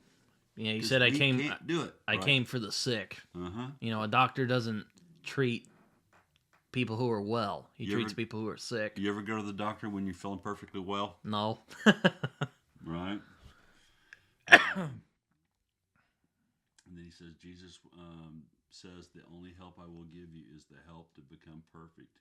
You may want something else from me, but He will give us nothing less than Himself in perfection." And it says, "God is easy to please, but hard to satisfy." He talks about, hey, you make mistakes. You're not perfect. No. But then Jesus delights is satisfied with our feeble, not satisfied, he delights in our feeble first attempts at being that. And he likes, it's like your son, a little baby walking, right? He didn't start off walking like we are now, right? Walks and takes a few steps and he falls, right? And the dad's so proud, right? Hey, but you're not walking like, you will walk eventually, right? And so that's kind of how he paraphrases that. He says, each time you fall, he'll pick you up again. And then lastly, then we can maybe talk about the book a little more. With this pretending and thinking about how hard it is that, Jesus is beginning to guide us into absolute perfection. And no power in the universe can prevent that from happening except ourselves. Yeah. If we choose not to allow it, right? Yeah. So, like I said, I could talk about this stuff for hours, right? It's so deep, and there's so many good things. You just have to read the book. You have to read the book. I mean, if I were to show you, it's not very long. It's an easy read. It's an easy read, but sometimes you stop and you have to think, I read books and I rarely underline anything, but I don't know if you can see it, but yeah, I can see it. I'm underlining the whole dadgum book. It's all like I'm wow. Yeah, I'm the same way. I don't underline usually. So overall, you're the book critic. I thought this was really good. It's a really it's a good read if anyone's curious about like what Christianity is, and kind of like what I've been saying. It's kind of a Christianity for dummies in some ways, but it's also kind of dissecting what Christianity is as a concept. Do you think this book is more for people that are not Christians yet, or people that are already Christians? What do you think? Who's this better for? I think either or could read it, but I think it's best for people who are curious and are willing to listen. To explore it? What was it Jesus said? Let them hear. What was it? If they have ears, let them hear. It's like that. I don't know if a hardened unbeliever will be converted by this book because, they've made up their mind on what, let's go. Yeah, I've read that in the Bible. What? That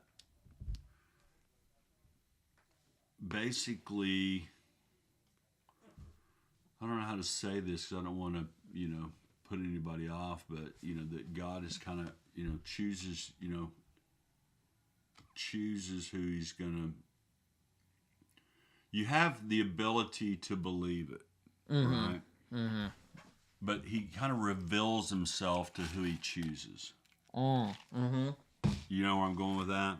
I get what you're talking about. Yeah, kind of like Elijah or Samuel or and John. Lewis picks up on that, and he basically says that those two guys on the road. That that some people will really pick up on it, and then some will pick up on it a little bit, and some just won't see it at all. It's just foreign to them; they just can't see it. Yeah, and it's kind of like the sunlight when And he said the reason people are like that is because their own self is not right in their own mind, not right like crazy, but not right in their own mind. They don't want to believe it, and so they won't allow themselves to get there, right? It's kind of like seeing a mirror, and you have the sunlight, and the sunlight, if it's a clean mirror, it's very bright, and you can see the sun really good. But if there was a bunch of dust and dirt all over it, it's harder to see. It wouldn't penetrate into it. So, some really deep thoughts there. Yeah, I mean, it's a very influential book. It's been responsible for the conversion of, a couple people. I can't name them at the moment, but I know some people who have Wikipedia pages have been converted by this book. Have been like, I see the light. Yeah. I think it's a good book for Christians too, because you go to church and maybe you're even giving some money, or maybe you're serving. It could deepen your faith. And you think, I'm good enough, and then all of a sudden you realize, no, you're not even close.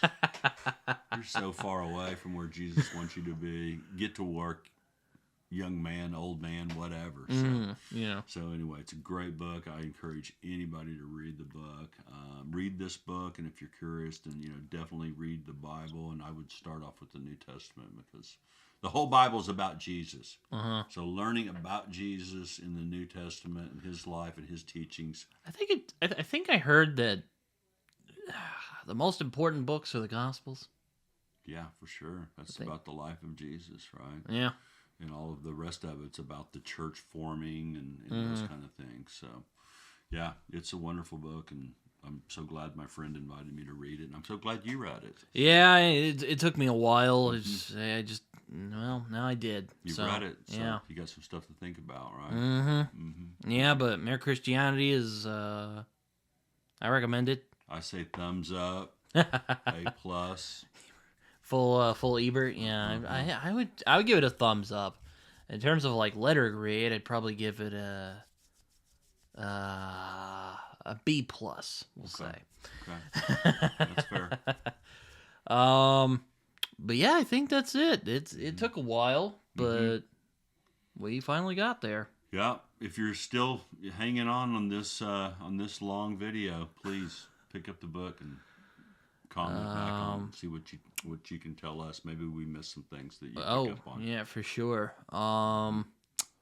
Dad, I don't think you have any social media, so no. I have social media. I have Twitter. I also have a Good Reads and Letterboxd, where I write reviews that are probably more coherent than the one you just heard right now. You can also find me on Instagram and Blue Sky. Not using Blue Sky very much, but I'm starting to use it more. I have Discord. I have a few other things. Also, like, comment, and subscribe. Do all that stuff. I like hearing from you guys. Hit subscribe. Watch the videos. If you don't like it, lay it down and let your phone run. Right? Yeah. What else was I going to say? And comment. Feel free to comment. I like hearing comments. I like hearing from you. Dad, or sorry, you were going to say something? Yeah, even if you say we're idiots, we still like the comments, right? I think that's it. Yeah. I don't know when or if we're doing this again, but next time we'll probably be together is either if we do another book of this kind or Days of Our Sooners, Season 4. So, yeah, looking forward to that. But thanks, Dad, for coming on this journey with me. This was a lot of fun. I had a great time. Thank you. Well, I hope you guys enjoyed this. I will put these in parts. I probably should say that at the beginning of the video, but I'll put this in parts, and so you guys can skip around if you want. So you don't have to. Yeah. I'll just do that. So yeah. Until next time. Hope you guys enjoyed this. See you guys later. Bye-bye. Bye.